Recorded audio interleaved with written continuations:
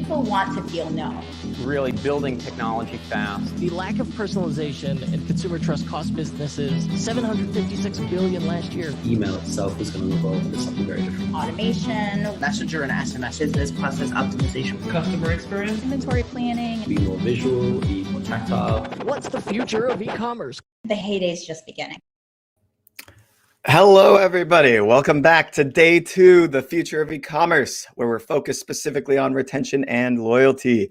Can you hear me all right? Where are you tuning in from? I am in lovely Walnut Creek, California, just outside of San Francisco. It is 9 a.m. on the dot. It's almost like I am on time for once. How's it going for you? If you missed day 1, that's okay. The sessions will be available for you on demand. And even better than that, let me share this in the comments with you right now.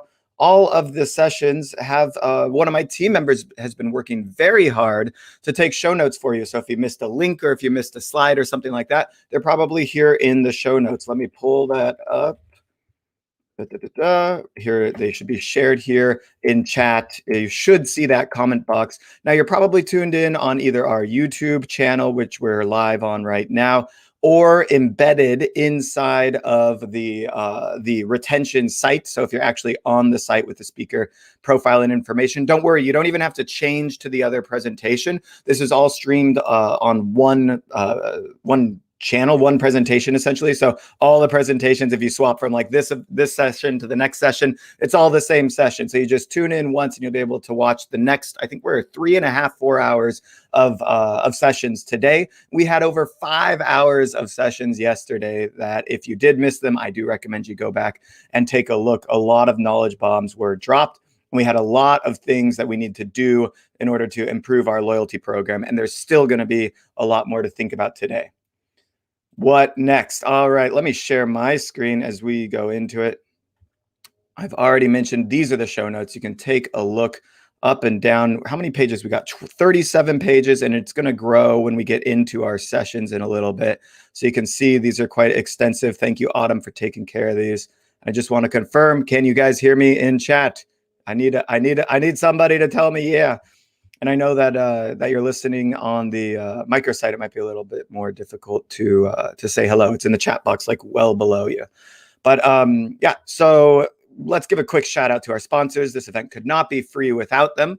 And these sessions couldn't be free on demand without our sponsors. Thank you so much, Gorgeous, the help desk for e-commerce. They really are innovating. We heard from Nicole, their team member, yesterday, and she talked a lot about how their AI is in a way displacing the time that it takes for agents to work, but there's still the human touch on top of it. Loyalty Lion, our entire event is centered around retention and loyalty. They are a leading loyalty program for merchants today, and I really do recommend their solution quite a lot to our merchants when we talk to merchants about what tools to use. Recart, best-in-class messenger marketing. You saw some really slick like quiz funnels from Nick and their team yesterday. And Rebuy, oh my gosh, it was really great to have John on yesterday and go through all the places to put upsells and cross-sells and why it's really important to have AI driving those decisions instead of making those things yourself. You could just tell there was a lot of power there. And he also showed us the power of the Rebuy side of it, which is that email that you send to people, getting them to either buy a renewable product or upsell them into another product based on certain like life cycle timelines and stuff like that. I have a feeling our next presenter, Haley, is going to actually talk about some of those things as well. So I'm excited for that. All right, next up, all of this will be available on our YouTube channel. You can subscribe. Let me share the link with you right here. Let me see. YouTube. You'll see that coming up in chat right now. So you can subscribe to our YouTube, and all these sessions will be available on demand. Right now, day 1 is available on the YouTube channel, but we're going to break it up into individual sessions, so it's a little bit easier to kind of go through and skip to the content that matters most to you today. We said it yesterday, I'm going to say it again. We just acquired eCommerce Day. We're really looking forward to putting on their virtual event, July 14th and 15th. You can sign up now. It's live to go. It's free. We've got Facebook, Constant Contact, and Shopify all planning to present really big things. Facebook is actually going to talk on the iOS 14 update, which I'm really excited to hear about because a lot of people had issues with Facebook ads after this update. So I think they're going to really break it down for us in a way that you may not have seen before. They've got the inside scoop, right? So you can go to social.e-commerce day to sign up for that. Again, completely free, and all the sessions will be on demand. All you got to do is sign up, and you're good to go. Now, we've got a great lineup for you today, a little bit shorter than yesterday. Haley's coming up next from Spiro to talk about retention from a high level. Then I'm going to do a little bit of an interview with Tom from Lunchbox. He's been on the agency side and on the technology side of e-commerce for a while, and he just launched his own D2C channel. He's also interviewed a ton of D2C founders. I think this will be a great conversation.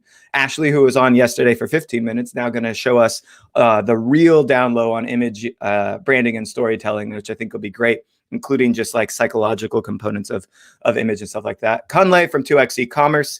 I mean, what else do I need to say? He's great. I love his podcast. You should subscribe. I'll find a link for you in a second.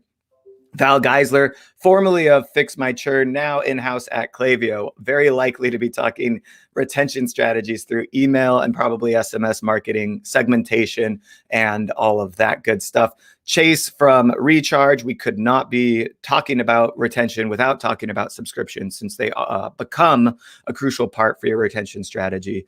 And he's going to talk about very different models that help improve lifetime value. I think a lot of coming from the SaaS world and the e-commerce world, subscription in SaaS and retention, people are looking for like 97, 98% retention rates, or even negative churn ratios, which means that the accounts actually grow over time.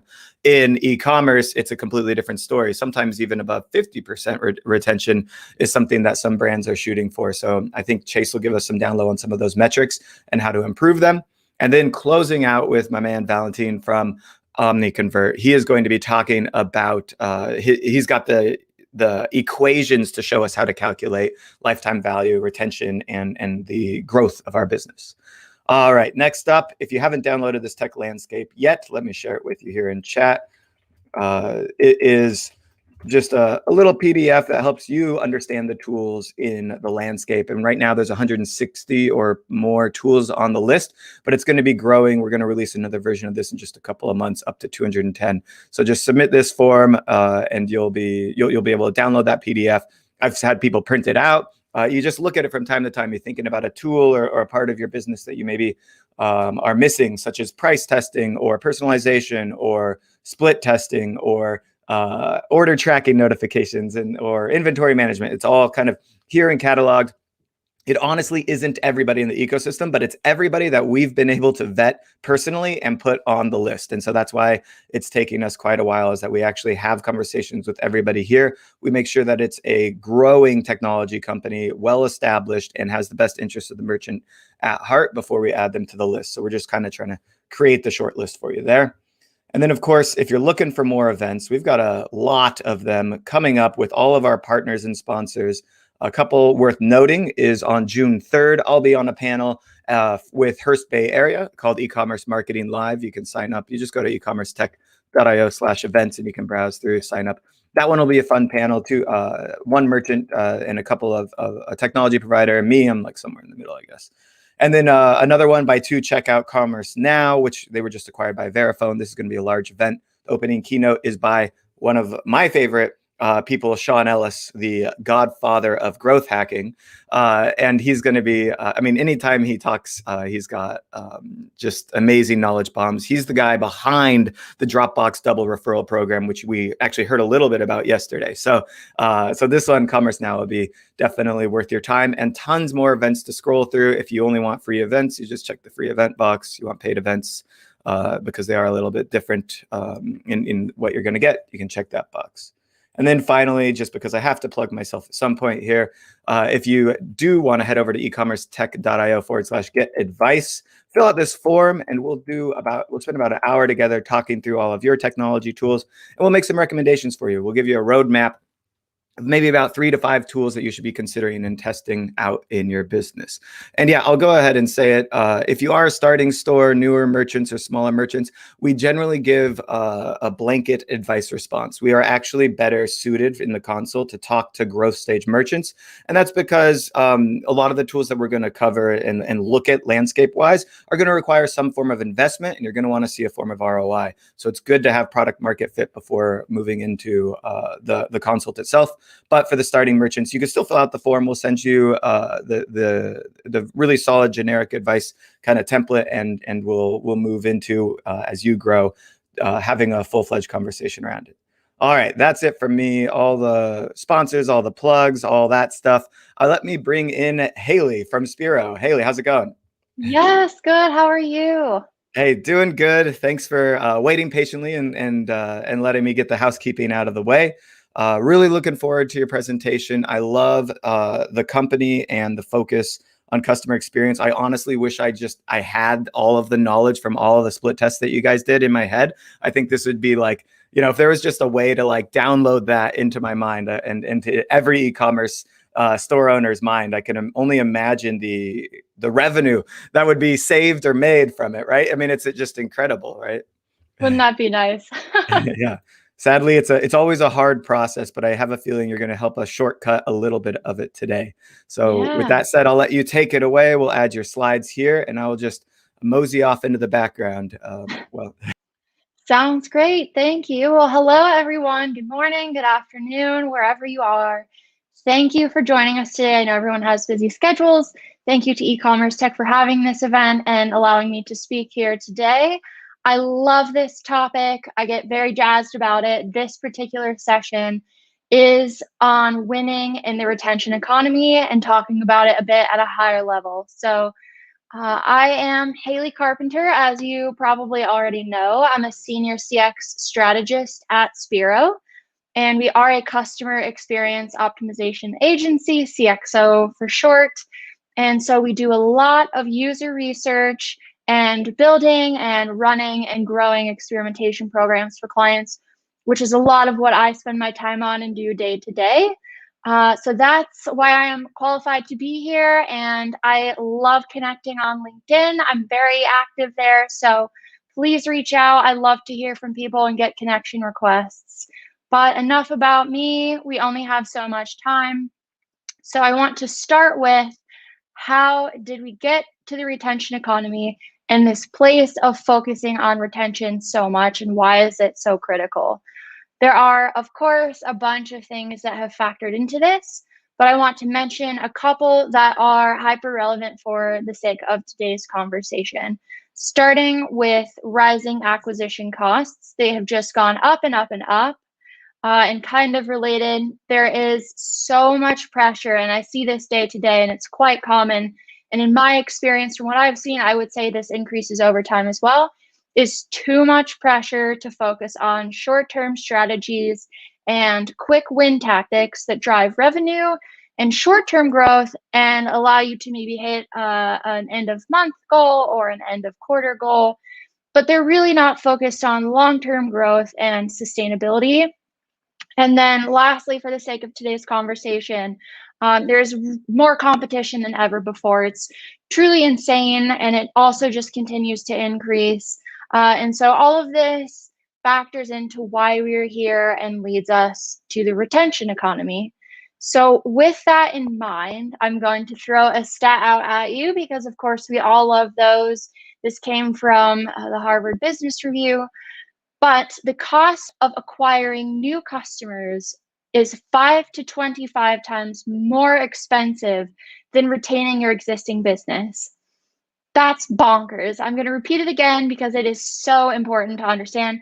The cost of getting new business is 5 to 25 times more expensive than just keeping the business that you already have. And winners understand in this retention economy that just a 5% increase in customer retention leads to a 25 to 95% increase in profit. What? Why would you not focus on retention if this is the case, right? So hence, we're in a retention economy. This is what we're talking about. It's why there's a whole event on retention and loyalty. And those who do focus on it will succeed, and those who don't will fail. So with that, I'm going to pose a scenario that I'm sure a lot of you have encountered, if not all of you. How often does your manager or your CEO or someone on your team come to you and say, look, Susie, we have a revenue deficit this quarter. We need more sales. We need to increase our revenue. How can we do that? I need you to put some strategies together and lead the effort to close the gap. Well, most businesses would probably focus on acquisition and put money there, for example, right? But that's a short-term strategy, short-term focus. It's not going to help you long-term or in a pandemic, which we all know can happen and have experienced now. So what should you do about that as an e-commerce business? And I have two things for you. First being, improve your customer experience, improve your CX. I want your customers to be as happy as this adorable dog riding down this conveyor belt in his customer experience to checkout. I want them to be delighted to come back to you, and I want them to think of you when they go to purchase whatever you're offering or sign up for whatever you're offering over your competitors. So improve your CX. That's the first thing. Second, measurement. I cannot harp on this enough. It is critical. We see broken setups all the time, and it's worth the effort to get this right. And if you're not doing measurement of any kind, which I find that really hard to believe in today's environment, or say that you know that your setup is poor and your measurement is maybe inaccurate, or you're thinking, it's okay, we've got the gist of it.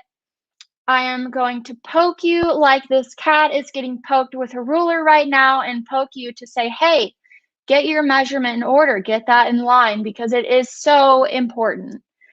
So those are the two things that I would like you to focus on to improve your loyalty and your retention. And so moving on, you could say, well, that's great, but where do I start? Where do I start to improve my CX and my measurement?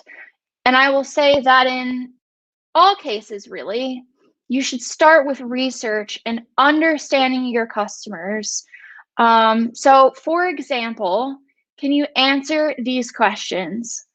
Are customers realizing why you're better than competitors? How many return customers do you even have?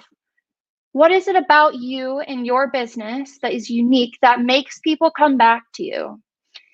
If you can't answer questions like that, that is further proof that you need research. But you really need to dig into these things and really get that voice of customer data and compare that with things like analytics, for example.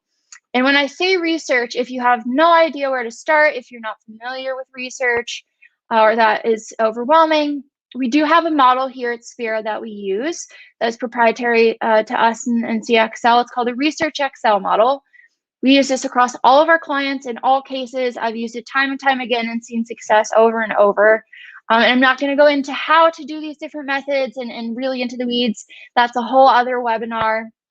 But if you use something like this model, it ensures that you cover all prime areas of optimization. It tells you what to do and where to do it, and ensures that you have a good balance of quantitative and qualitative data. So just know that you need to do research, and if you're not doing any at all right now, please get started with some. And if you need resources on this and the different pieces and more in the weeds on this, there's a lot out there, and shameless plug for CXL Institute, go check them out. They have a lot on this. But once you do your research, you'll get those research insights that you need. And so the next thing that you should do with those is prioritization. And prioritization is absolutely critical. And I will say this is another piece that we see that needs a lot of work all the time. And there are tons of frameworks out there for this. So you may have heard of PI, ICE. Here at Sphero, another thing proprietary to us is our PXL framework. And we use this in all of our accounts. I've used it time and time again and seen success with this. And I absolutely love it. Sure, I'm maybe a little biased, but it is truly an amazing framework. So This will help you objectively rank your test ideas that came from your research insights so that you can move forward in the most impactful, effective, and efficient way, because we all have limited resources, right? All have limited time, effort, team members, money, whatever it may be. And so please use a framework. And then I mentioned objectivity, which I think is an important quality of a framework. Also, if you don't use PXL, if you choose to use something else, I encourage you to think about one that's scalable and one that is customizable to your business case. But once you prioritize your insights, then go on the testing. Then you get the green light there and it's all hands on deck for your tests. And this is a really high level simplified overview of our experimentation process here at Spiro. So like I've said, we start with our research, we prioritize our insights in that framework, then we move to testing, and that is a continuous loop. It's a continuous process that goes around and around. So you test, you analyze the results, of course, and then you iterate or you go to the next test in your queue. And you could also say the same for research. You should be doing that continuously to make sure you have the most up-to-date data, because we all know things change. And you should be constantly checking in with your prioritization, because those priorities can actually change as well, or your internal priorities. So it's good to check in there on a constant basis too.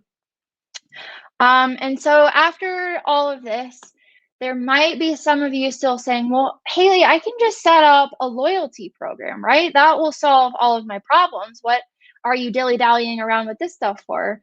Wrong. That will not solve all of your problems. As you might guess, there are hundreds of ways that you can go about improving your customer experience, and to go about finding what will work. You just have to have experimentation. And you need to validate that things are actually helping through measuring performance. And of course, we all know that every single idea is not a winner. So in the event that something is actually a losing idea, through experimentation, you have risk mitigation. And you can avoid losing revenue or losing performance on whatever your metric is for that particular idea. Avoid those losses through this experimentation. And then of course you gain learnings that you can share out, so your experimentation program can actually serve as a data layer for other teams, where you can share out, up, down, in all directions, so that the learnings can be fully maximized elsewhere as well. And then of course we all know that you can iterate, and you should, because say you find a winning version, there may be an even more optimal one out there. So I cannot harp on experimentation enough, assuming that you have enough traffic for this. You should absolutely be doing it. And then if you don't measure your efforts, just quit now. And I'm going to give you this face.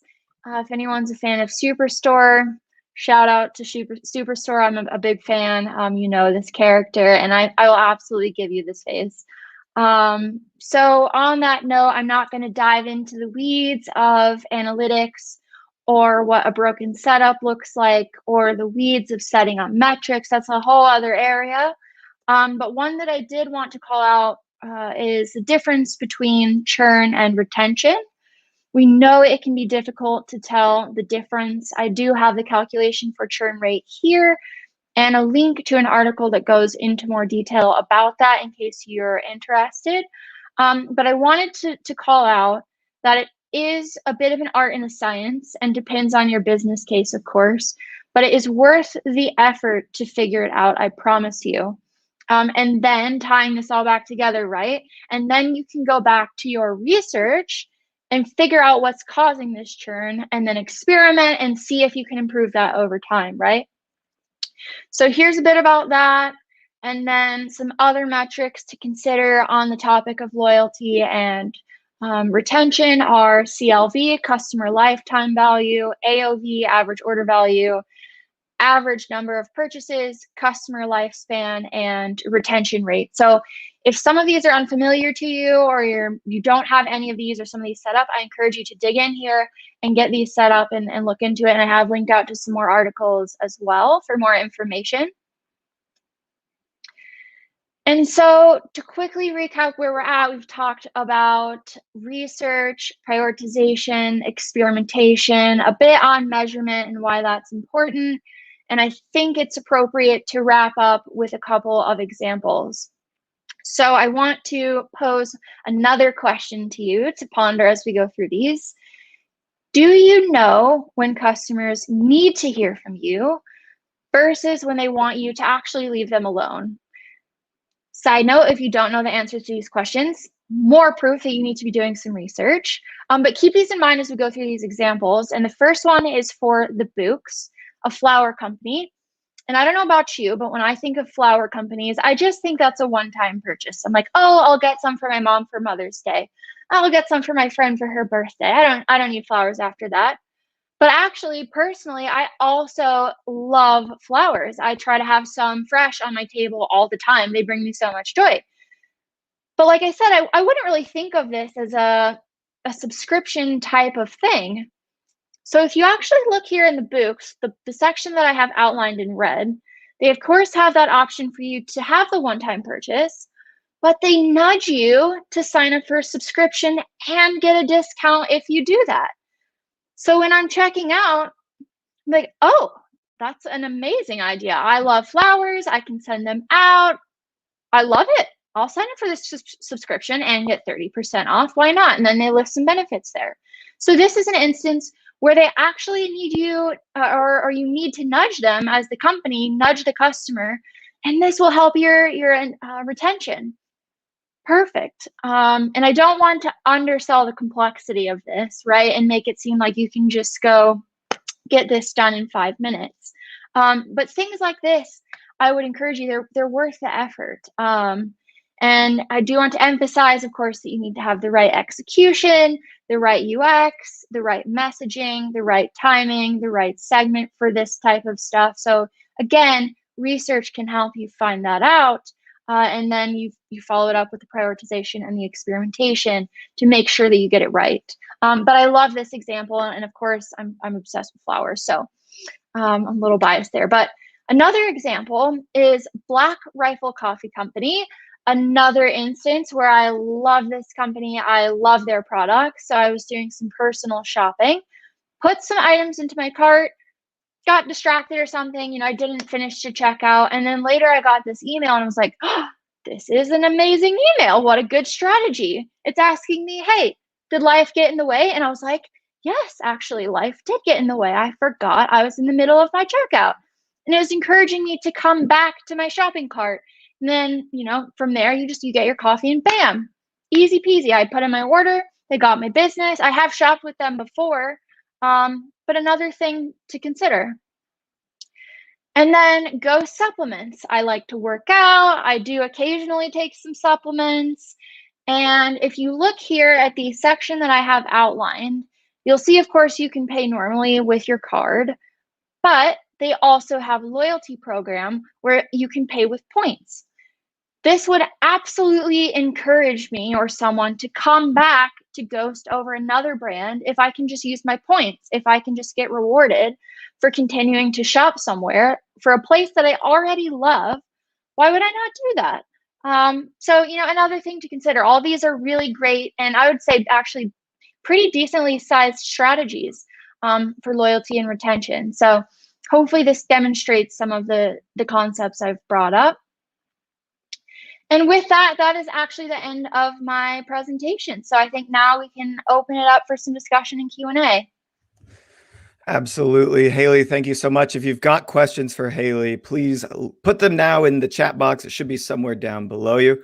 Rule says, awesome content being shared now. Great to hear. I shared your research model out on Twitter and LinkedIn. I want to pull it back up here, actually. Perfect. In here. In fact, if you want to go to the slide, I'm looking at it in my notes. Yeah, where is it? Skip back to it. There it is. Yeah. So walk me through some of these things. Let's imagine I'm an e-commerce founder who, maybe a small team. Maybe I'm the CMO or head of marketing or head of e-commerce, and I've got the 400 things that I have to do in my daily job, but I obviously need to do a better process researching. Maybe I can't afford what I'll just assume is like an $8,000 a month agency, such as yourself. But I want to make my way towards that on my own.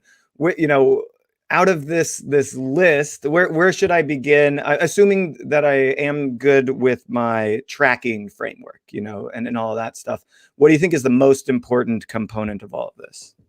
Yes. Oh, that's a good I know question. it's tough because you got to do it all, but Right. Yeah. So I'll say when we do it, this is our main jam. So we will try and tackle all of this at once.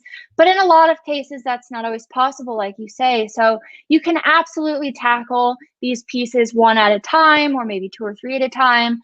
And a really, I would say, lower barrier to entry or lower amount of resources is needed. It would be a heuristic analysis, assuming that you have the expertise either in yourself or in someone on your team. That's a good place to start, just to what does start that looking mean exactly? Like, give me an example of this is like looking at the Yep. navigation and saying, this is clicked more than that, or that actually might be more of an analytics audit. So what, yeah, is it just like figuring out what goes before the next thing? Good question. So it's not really using any data sets like GA or Hotjar poll data. It's mostly just, I would say, an aesthetic visual analysis based on your past experience and your expertise. So that's where that expertise piece comes in. It's really beneficial to make sure that you have some of that where you know best practices, what to look for, such as the navigation or messaging, like a value proposition. Do you have one? Is it good? So, things like that. There's all kinds of information out there on optimization best practices. But yeah, it's really just without data sets and So looking with your expertise. ideally, and I bet you guys have a great article on this, you look at like 30 best design practices, and then you just kind of check them off the list to make sure you're doing all of them. Perhaps that's the easiest place to start without actually saying, are they working for me? Are they the best for me? You just kind of go through what somebody has claimed is the best practice and do it. I'll give one example on that. You tell me if you've ever seen it work, but it's the slider graphics, especially on the homepage, that auto slide to the next one. Every piece of movement in slider, from what all the research I've seen, reduces conversion rate. Have you seen that as well? I have seen that in some cases. It's You've seen really it on a work. case by case. Sometimes, yeah, it's really on a case by case basis. I would say this is quite the can of worms, but I would say that if you're new to optimization, you're not familiar with best practices, and you need to start just somewhere. Sure, I would say, start with a checklist or a framework. Like you said, that's not necessarily saying those things will work, but you got to start somewhere, so that could be a place to do that. Yeah. But it does help to have some of that experience and expertise tied in with that. Yeah, I'm totally with you, and I think that might, and we're talking the of course the merchant we're kind of talking to today is established growth stage and ready for these things. But I think a lot of merchants, even the $10 million merchant, isn't always ready to have the bandwidth to have the expert on hand. And they're trying to make it work themselves. So on the starting source side, I think the checklist is very important. On the growth stage side, I think the number one thing you should be doing, if you've got over 20,000 visitors, especially over 50,000 visitors, it's got to be split testing, right? Absolutely. Please test things. I could harp on this all day long. But yeah. Go ahead. Oh, I'm just wondering. So, like, what do you think it is that is preventing merchants from actually running the split test themselves? Because with Google Optimize, you can do it for free, and usually you don't even need any coding. So, like, what do you think it is that brings this barrier to merchants? Yeah. So I think one is people just don't want to wait sometimes for a test. There's this urgency, and like I said, that need for quick wins. to So hit just whatever goal execute might be coming up. blindly. Right. Yeah, exactly. Execute, execute. I don't have time to test. But like I said, in some of those cases, not all things are winning. So you may have actually implemented an idea that's a losing idea, and then you'll lose revenue or whatever, performance you're looking to gain from it. So really experimentation is key. Yeah, I agree completely, and I don't know, it kind of drives me crazy personally that to see such success from a store, like a Shopify Plus merchant doing 5 million, never once done a split test. And I'm like, guys, there's got to be another million just sitting here, right? Like if you've Right? never done a test. Yeah, it's bananas. Yeah. Yeah.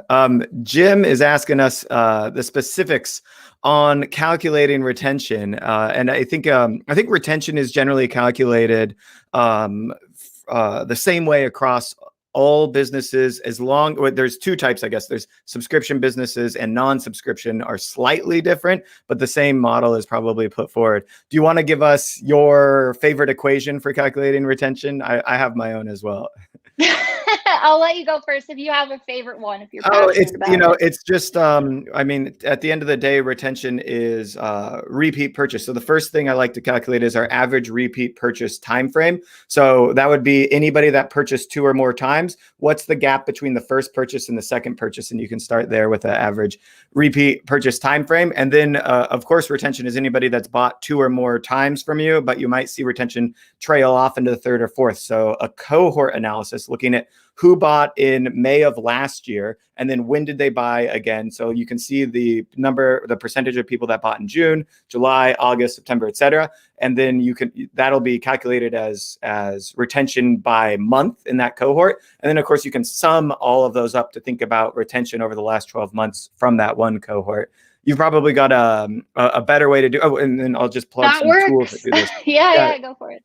A tool called Segments by Trestle is really great. It just auto calculates this for you, and they have a competitor called Peel Insights. I'm pretty sure both of these, you plug them in, either which one, you plug them into your store. They're going to cost a little bit of money. They're going to give you all your retention metrics right there, and you can tell them I sent you, by the way. All right, go ahead. So anything I missed there on retention? No, that was a good answer. Well, I wasn't supposed to answer this question. Sorry. It's fine. You seemed passionate about it, so it's all good. It's always one of those things where this is another kind of along the lines of why you don't split test. People don't like to calculate retention because it takes a while to calculate it. And it's like, okay, so it's like you started a store, things are going really well. You obviously can't calculate retention on month 1. So you're just like, I'll put that off for a few months. 6 months later, you got 400 fires going on in the business. And so you never actually go back and see what your repeat purchase rate is. And it's then so worth the effort though. Yeah. It's one of those things that I think as a business expands in what product market fit looks like for it, which is there's always changes in product market fit. Just like, every change in the economic environment, every change in your product line, every change in your marketing channel or strategy has an impact on what is, technically called product market fit. And so your retention is going to change based on those factors. And so you need to monitor it, understand it, create hypotheses around it. Yeah. All right. So I'm just ranting on here. This isn't the purpose of this. All good. But all right. So we've said that going through a checklist is the easiest thing you could do here. User testing is also mandatory for anybody else. Maybe walk me through a couple of quick analytics audit wins that we can do, and then we'll move into the next presentation right after. Yeah, so a big one I would say first and foremost is check your goals and your events to make sure that you have them and you have the right ones, but that they're also set up correctly. And also the funnel reports so that you can do analyses there and see where people are falling out and the biggest parts of your site that you should maybe optimize and focus on first. I would say those are 2 big areas right away you should jump into and check those out if you haven't already.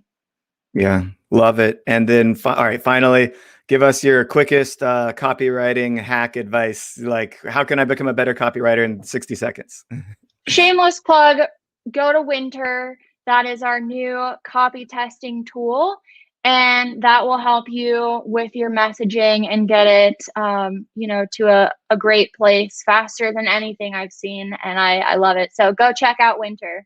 Where do you give me a link? Is it Spiro? Yeah, I think it's .com? winter.io is what I want to say. Let me double Okay. check here. Yeah, it's All right. winter.com now. I think they've changed it once or Wow, twice. you guys have winter.com. Yeah. Love it. I don't know if I can put the WINT. link in Okay, there, here but it is. No, this is my winter.com. I've Can't got put it it. in the comments for some reason. Yeah. Okay. Oh, WY. Got it. Okay, sharing it with everybody now. I love it. Awesome. Haley, thank you so much for joining us today. I think we've got a lot to think about as it pertains to understanding our customers better, understanding how they're going around on our site, how they're engaging. And thank you so much for the cute puppy GIF as well. Yeah, thank you. Have a good one, everybody. All right. With that, we're moving right into the next session with Tom. Are you ready, Tom? Derek, I'm always ready for you. You know it. Perfect. Awesome.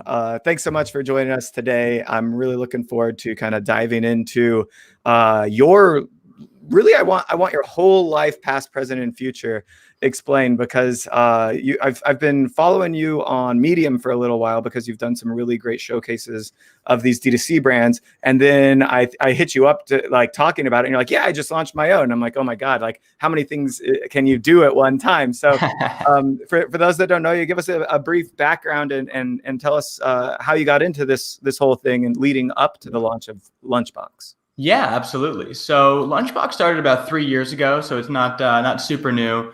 And so I have a couple different sides of my personality. I started my first e-commerce brand when I was 19, back when I was on a college campus trying to figure out, hey, what can we sell to sorority girls? At the time, it was phone wallets and shoelaces, and that ended up scaling into 100 different campuses, just going for these wholesale deals with local chapters. That was kind of the thing that gave me the entrepreneurial bug, if you will. And so from there, it was always like, what problems can we solve? What can we build? And how do we kind of align the sniper rifle of accounting, great product, great marketing, and great team? And so ever since, I've been kind of pursuing that hodgepodge for everything within it. And so Lunchbox has been kind of my baby for the last 3 years. And then separately, I also run a creative agency called Create Carousel, where we help e-commerce brands kind of visualize why their product is relevant online. And so really involved in a lot of different parts of the business. Okay, so from that, was it a client call? Was it like was it going? I mean, it couldn't have been, because I know the product. It couldn't have been going to a concert, just because there's nothing available right now. But you saw a product opportunity with Lunchbox, and I don't, if you want to share your screen and show people what it is. Yeah. So let me know if you can see. Yeah, here we are. My screen, Derek? Yeah. So essentially, imagine, it's early 2018. We're in Miami, Florida, and we are now a decade into the experience economy, right? I lived in Miami, Florida in 2018, actually, South Beach. Exactly. So we're 10 years past the kind of like the Great Recession. We're seeing people really, as a generation, especially younger generation, spend more money on experiences rather than things, right? They care more about the experience of a festival or a trip or a travel more than they care about the Rolex or the Porsche. And so we're kind of seeing this inversion of what people are valuing. And a large part of this, by the way, is due to social media. So it's Miami, March of 2018.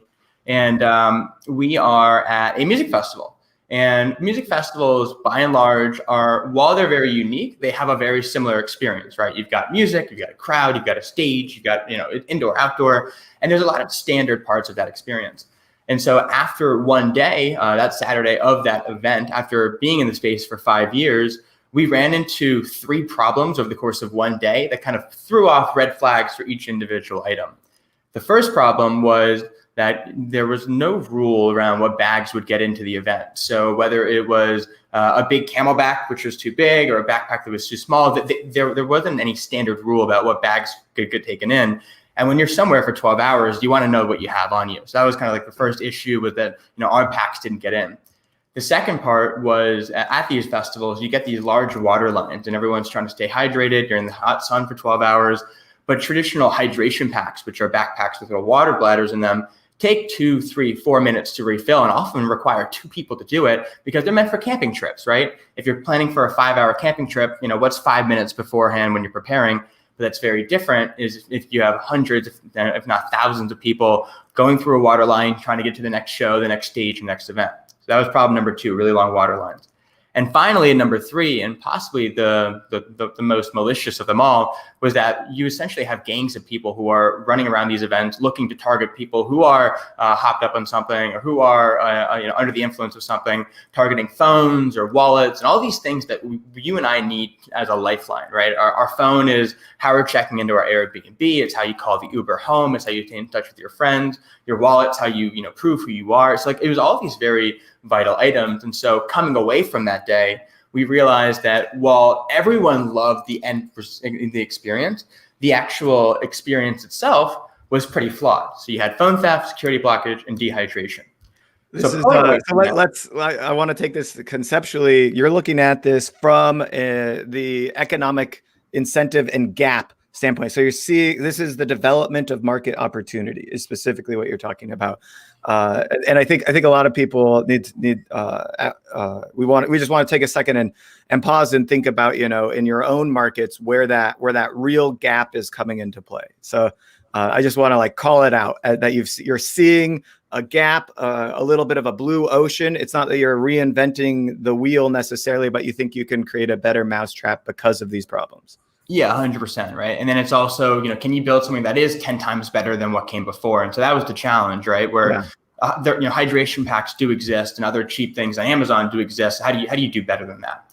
And so kind of coming out of that, we ended up talking to hundreds of people in our community. The beautiful thing about the events community is that they're very tight knit and they're very digitally savvy. So it was relatively easy to get in front of hundreds of people saying, do you care about theft? Have you ever had a bad experience in a water line? And really validated each of these because we didn't know if this was a one-off experience or whether this was the experience.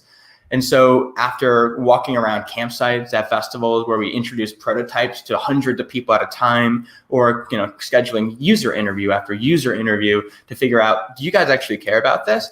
We kind of landed on the hypothesis that became our first product.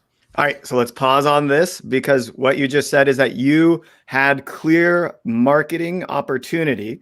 So you already identified a clear marketing channel. So you didn't have to just just run Facebook ads or anything like that. And most importantly, because you could see where your customers are or needed to be, you could actually go and interview them. So you were able to do deep customer development in a really quick and iterative way to come up with the exact specs that you would need for your product, right? So I think a lot of people that have started e-commerce businesses miss the mark when they have the product idea, but they don't have the market idea, right? The marketing side of the idea.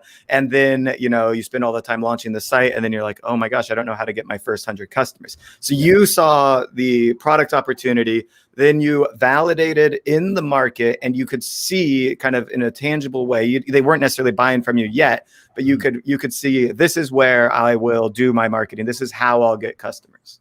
Yeah.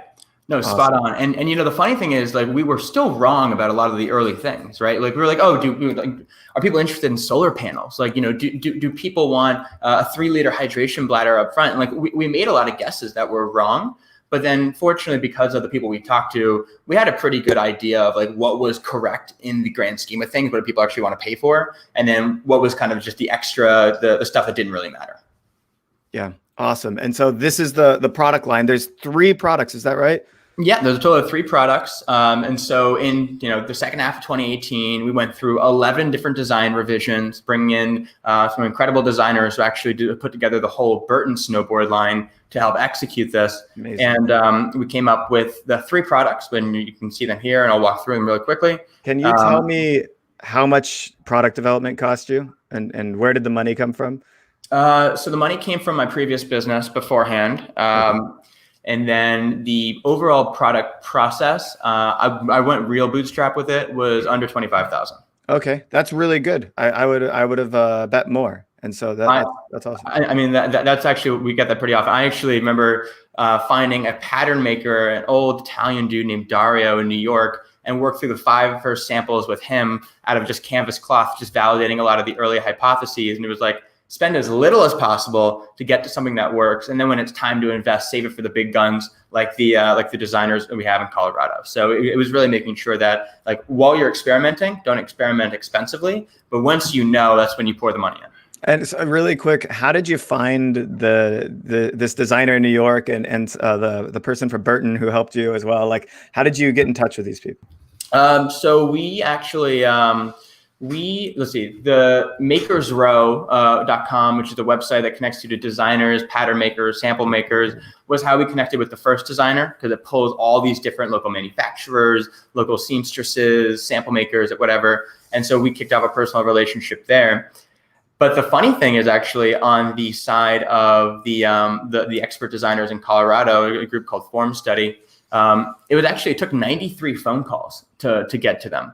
Because we actually had engaged a Australian design firm as of the beginning of August in 2018, where like everything was pointing at hitting a May 2019 delivery date. So 2 months into this signed engagement, they come back, they say, oh, we actually just got a huge order from the Australian Open for tennis bags, and we can't take this project on anymore. So they refunded my money, and I was like, okay, I now have 9 months to get through a 12-month product design cycle. Oh my God, what am I gonna do? So I spent the next 72 hours calling anyone in the United States that had design firm in their title. I called people in the UK, called people in Germany, called people in literally like all over the world. And call number 78 was with Hex Head Design, which is one of the most reputable soft goods studios in the United States. And they said, you know what, like we are way backed up. We got the next year ahead of us. But we did just have 2 designers leave to go start their own firm in Colorado. And so that led us and called 93 to these guys called Form Study, where they were able to just help us build this in time. And thankfully, we were able to chop the timeline enough by me flying to Vietnam and I was literally staying in Vietnam while we were doing sample runs just to cut like the shipping time and everything else. And we ended up launching our Kickstarter one day before we would have lost the potential May delivery date. So it was just one of those things where it's like, you just got to keep going until you manifested it. This is an absolutely crazy story. All the while you're running the other business, which is kind of sustaining you, right? And yeah. So, yeah, which I think is important. You haven't made the full leap into this, and you have something to support the growth of this business, because this is 12 months no revenue, and it's the opposite of no revenue. You're in a hole, so you're making a big investment in a fairly big risk here. Yeah, and I think one of the things you'll be interested in is we actually I wasn't fully in until November of 2018. Even though I had spent like I was fully in, I wasn't fully in until I held the product and knew that it solved the problem that we were trying to solve. And that was when I was like, all right, like time for the line of credit, time for investment dollars, time to put this thing together. But I wasn't in until I knew that the product solved the very thing that I set out to do. And so it was like holding back until that point. And then once that shoe dropped, boom, off to the races. Nice. I love it. Okay. So you're off to the races. Tell me about launch and how it went. Yeah. So I'll just pull up just this product slide while we chat through this. So launch was great. We kickstarted in the very end of 2018, raised just under 50 grand at a time where, people aren't really buying for events. It was just like, finance the first purchase order, go from there. Over the course of the spring in 2019, we ended up doing almost another 100 grand in just pre-orders of excitement for the product. And then everything delivered in May of 2019 at a festival called EDC Las Vegas, which is one of the most incredible, overproduced, just like lifetime. It's also the hottest event, I think, like literally temperature hot wise for somebody that's selling water packs, right? So exactly. So it was like the right event, the right time. It was iconic in the space. And so we ended up shipping over 1,000 units to people who were just going to EDC that year. And that weekend we still didn't have a ton of money, right? Like most of our funds had gone into marketing and paying the staff and going into just inventory. And so going into that weekend, it was like, all right, well, we have the best opportunity that we've ever had to go meet all of our customers in one place and to go start to bring them together. So that weekend, hopped up on way more Red Bull than my mom would be happy with. I ended up running around for 3 days straight and found every single Lunchbox in the crowd. And so I'd go up, tap on, and be like, "Hey, Lunchbox fam, what's up?" And then they'd say hi. You know, they'd tell us about how like they found the Kickstarter, and I would give them a personal thank you. But before I left, I would tell every single person, like, "Hey," tap on my shoulder, "Hey, whenever you see another Lunchbox, you got to say, 'Hey, Lunchbox fam,' and go say hi and introduce yourself." It's the world's best icebreaker. Oh my God, I love this. And so by the end of the event, we had 500 plus people all interrelating, like jumping, "Hey, Lunchbox," and because it became like a little like festival thing. But imagine how you'd feel, Derek, if you're standing in a group about to walk to the next stage of 8 people, and one person in the group gets yelled at, "Hey, Lunchbox fam." The 1 out of the 8 feels super special. The 7 out of the 8 is wondering, what's Lunchbox? And so that was a little bit of like the exact kind of like feeling and moment we were trying to get from a grassroots level, where we were still bootstrapping. We were still trying to get people to bring together, but ultimately we were trying to like give our customers an even better festival experience because we knew that they were experience minded. This is this is brilliant. This is the start of the community building aspect of the business. So how has that evolved since seeing people engage with each other in this way and really bring about you? You whispered it in their ear perhaps in the beginning, but now there is probably more of a system behind how you get people to engage with each other around this. Yeah, I mean, it's definitely something where we want to encourage everyone to be organic and enjoy themselves. Like it's super, super important that people don't like it's not so formulaic.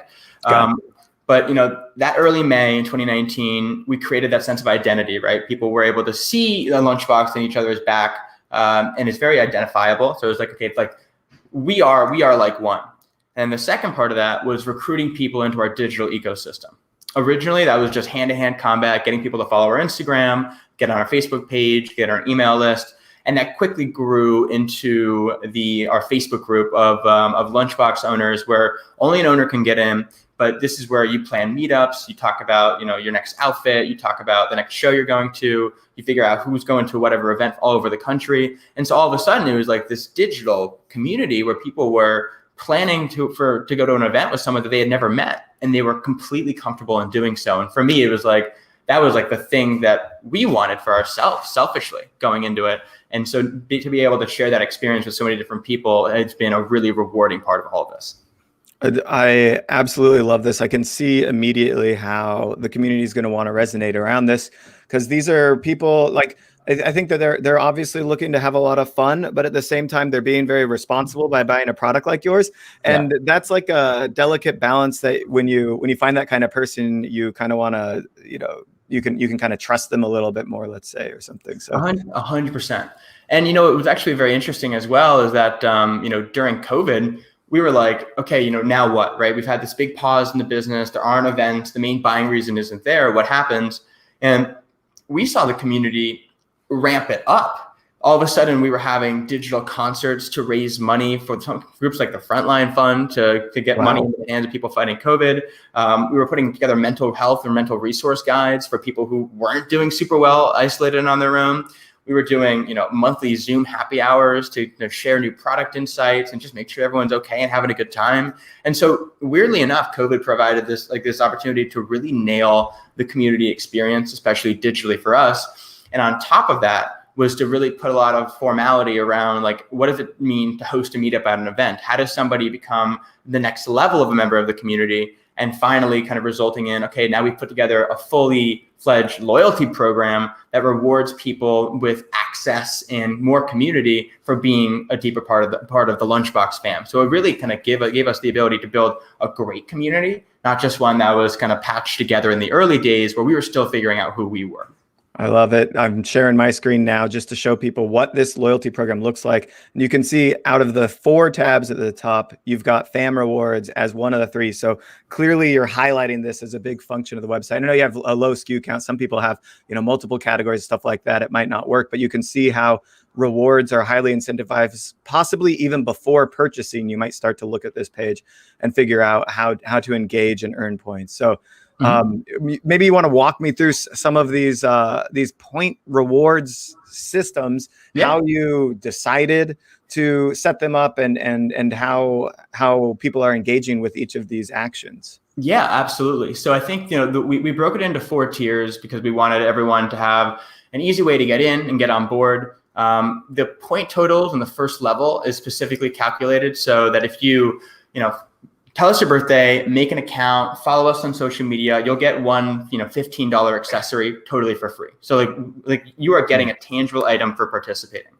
And so at that point, you're in, you now have the ability to refer and share. And so moving up to the silver and gold tiers, you'll notice that the rewards that we're giving aren't just, product access, but it's also, you've got team access. You're joining team happy hours. You're getting to group camp with us at the hottest events in the United States. And again, joining the tightest knit of the tightest knit part of the community. And so the thing that I'm really excited about, Derek, is actually in the gold tier where we're like, all right, we know we have events enthusiasts. We know that we want to get people to more events, period. How do we incentivize that? What do they want to do? And at the end of the day, it was like, they just want to go to more shows. They want to have more experiences. They want to have more high quality connections and more memories. And so we said, you know what? Instead of having a traditional loyalty program where you're getting 20% off or whatever, we want to send our top members of the fam to more shows. Yeah. And so you can redeem your points for literal tickets to concerts. And at the platinum tier, you can redeem your points to tickets to festivals. And so for us, it's like, it's not even about product anymore. It's about getting our top and most loyal members to more events because that's the thing that they care about. And that's what makes them happiest. And so rather than building a loyalty program of like, refer a friend for $20 of sales, get $20 off. It's like, no. Like people want experiences. So we built a custom program to really answer that directly. And the referral component is coming in naturally. Not only is the product seen around the event because it's visible on everyone's back and you've got the logo there, but like you said, some people are shouting out the name and calling out their fam, and then other people get to know it, or people are like, what is that pack? Where did you get it? So I feel like you did something really smart by not taking away from the organic nature of referral, but incentivizing it in like almost in a roundabout way of getting people out to more events is going to get more word of mouth referrals. I bet you on your side, even outside of this program, let's just say every $100 you spend to put your one of your customers into an event, that might actually get you, $50 in revenue or more. It could even get you $200 in customers. You could find that putting some like key influencer or micro influencers at events to be really valuable as well. So I love the growth potential and opportunity from this. This program is really robust. One of the best that I've seen in a while, and like a perfect a perfect way to show people what a great loyalty program looks like since we're at the retention and loyalty event here. Yeah, definitely fitting. And I think the other thing as well is that like we're okay with spending money and losing money, because for us, like investing in our community is the most worthwhile marketing dollar we'll ever spend. I can give Facebook $100,000 a year, or I can put $50K a year into my loyalty program and have a really happy group of people. I may have lost money, but I've delivered a better community experience, which is ultimately my job. I love it. So you're moving into this interesting space, similar to Red Bull, sponsoring festivals and events and all that stuff. Do you have a plan for the end of this year and in 2022 on what festivals do you get a booth, or are you like, do you know what you're going to be doing for that? No, so we've done the booth thing. It's been great for activating for a weekend, especially in the early days. But if you look at like the best booth, once you've got 4 or 5 team members and different tables and you sell 100 packs, like you've broken even for the event. You do it for a brand awareness. What we do now is we host these different meetups all around the states where we empower what we call a fan ambassador, which is one of our creators or affiliates, or we have a team member go and literally host these meetups. And then just like for the price of a ticket, you go in and you just get to see everyone. Everyone's having a good time. You create like an important touch point for people who are actually there, and you do it for the cost of a ticket. And so it's like you're proving that you're drinking your own Kool-Aid, right? You're at the event, you're using your own packs. The pack that I use, by the way, is the same pack that I started out with in 2018, like nice. Another proof point. And so it's just good to get in front of people and just be like, no, we're not some big corporation. We're people like you. And you're going to look left or right in the crowd and you're going to see us and you're going to see the team. You're going to see the Lunchbox fam. And it just makes it so much more real. Nice. And it sounds like it's expanding even beyond you having to manage it. Maybe the community is managing itself for these types of events as well. Yeah, that's pretty accurate at this point, right? It's like, the meetups are being held by our creators. Our community is pretty self-sustaining. And that's the goal of a community builder, right? It's like, you can seed a garden for so long, but after 1 year, 2 years, if it's not growing on its own, then either structurally you've done something wrong, or that community was never that tight knit to begin with. Yeah. This is amazing. So you've got the slide up. Tell me, what is your prediction for, let's say, the future of your brand, but also the future of e-commerce in general? Well, I'm going to relate this back to Lunchbox in a second, but I think a lot of where we see direct-to-consumer commerce moving is away from expensive paid acquisition, away from kind of bland brands that don't really have any soul and personality, and instead it's going towards who's building the best community, who's telling the best creator stories, who are holding leverage through their audience, and then who's treating themselves like a media company.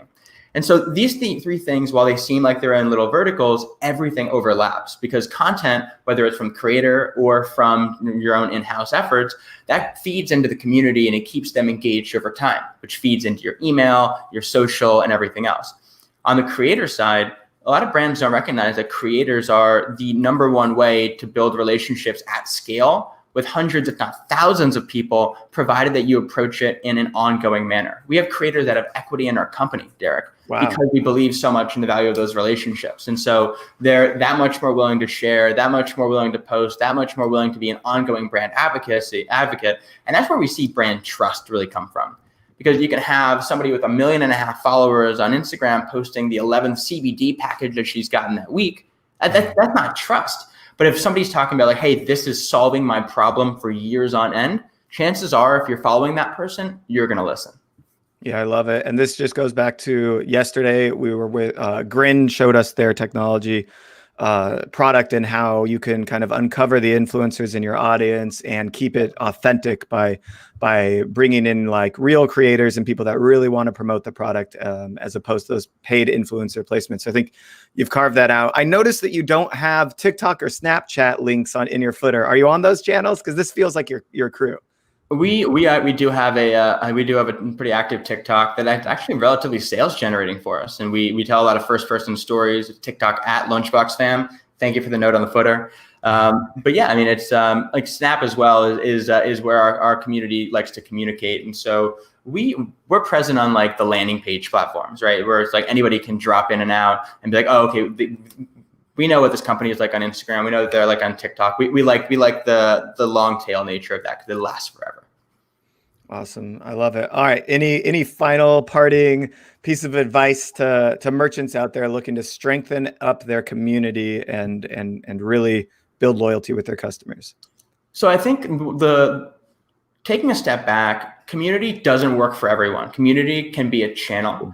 And just as some brands like Lululemon, for example, build amazing communities, for every one of those, there's 10 more auto parts brands who like somebody's selling a replacement crankshaft and like that's not going to be the thing that brings somebody together. So when it comes to community, you need to identify what is that uniting topic? What is the thing that people are rallying around that they're actually genuinely excited about? Like, is it, upscale umbrellas being targeted to technologists who love to track the weather? Is it, moms who are looking for like the best new toy to help their kid learn tech skills 20 years early? Is it gardeners who have like a favorite type of glove where they're sharing garden tips? But like, what is that uniting topic? Because if you don't have that uniting topic, there's nothing for a community to rally around, which is the most important part. And then the second part is keeping the garden analogy going here is that community is work, especially at the beginning. Do things that don't scale. Have your team ready to comment on every single post, almost inviting everyone in through the virtue of participation alone, and then build intentional hooks into your community from your post-purchase flows, your social media, and never take your foot off the gas. It is an active thing to develop. It is an active channel to create. And at the end of the day, it represents a lot of one-to-one relationships, which means you need to act in support of one-to-one, especially with your team. So uniting topic, invest in how the channel is maintained, and invest in how people hook in and deliver a great damn experience. I love it. All right, we're going to move into our next session really quick. I'm going to share your Medium account if people want to follow along. You're still doing these brand interviews with D2C brands? Yeah. So every month we interview a new founder of a hot new D2C brand. We recently did Iconic, one of the top campus art brands in the United States, for their new NFT launch, which is a super exciting program. But once a month, a deep brand teardown of how a brand has used a marketing channel or used product superiority to really take it to the next level. Always something unique, always something different. So if you're interested, tune in. Yeah, love it. Awesome. Thanks so much, Tom. We're going to move right in the next session. Sounds good. Good luck, guys. All right. We're going straight into it with Ashley. Ashley, are you ready? Oh my God, I am. I'm totally blown away. That was amazing. I only got the tail end of it. Oh, the people that you bring to your platform and to your community are like seriously amazing. So hats off to you. Thanks. I thank you very much. I wish I had I mean, we have great events and all that stuff, but I think at the end of the day, we all go back to being so busy running the store or running the tech company, because we have a lot of tech providers as well. And so, I'm a little bit jealous of Tom's community, because it sounds like, they're bringing each other together. Yeah, I think it's something to aspire to, and so maybe I'll be able to take some of these pieces of advice and figure out how we can all come together and take a moment to breathe after an event like this. People just get ramped up; they try and execute on too many things, and then of course something's going to get neglected or explode, and then it's like, well, when do we actually have a time for a happy hour? But hopefully we'll figure out a way to do that and have some time to come together and take a minute. But all right, I'm just gonna pass it over to you if you want to share your screen. I'll bring it up here, and we're gonna go into image and branding and storytelling with Ashley. We saw her yesterday. We talked about this product branding and packaging and bringing customers over from Amazon. Today, she's given us the whole session and the secret that she's uncovered for branding and imagery and all that. So here's the slides, and I'm just gonna step away. Yeah, I'm hoping that I can put this in present mode and you guys can still see it, because I can't see you. So please looks good. Looks good. Okay, fabulous, perfect. You never know how these things work. Technology is a beautiful thing until it's not. So hi, everybody. For those who don't know me, my name is Ashley Armstrong, and I'm the e-commerce hidden rules expert. And at the end of the day, I help companies find the money they're leaving on the table through my visual profitability method, which is using the science behind images to increase sales and conversion rates, just to kind of dumb it down. But today, we're going to really sort of dive into what that means, the image branding and storytelling to increase your sales and your conversions for those who are selling online. So bear with me as I speed through this, because I know we have a time constraint here today. But if you have any questions, please throw them into the chat. We can always reach back out to you. But we're going to be covering your customer avatar, just the bare minimum basics of that, why visuals are so important, articulating your brand, products clearly, listings that are built for conversion, and then, of course, into the next step. So here's just a really quick sort of like overview that I really want to make sure people are paying attention to when they're diving into how to clearly articulate who they are and what they do online in order to be able to get the message across to the consumer as fast as possible so they can make that educated buying choice. So to identify this, we're going to look at your attributes. And of course, I have some examples here on the page. So, the attributes could be a female who's overweight. They've tried a bunch of tactics already, the age 30 to 50, the demographic, where they're living, their aspirational identity.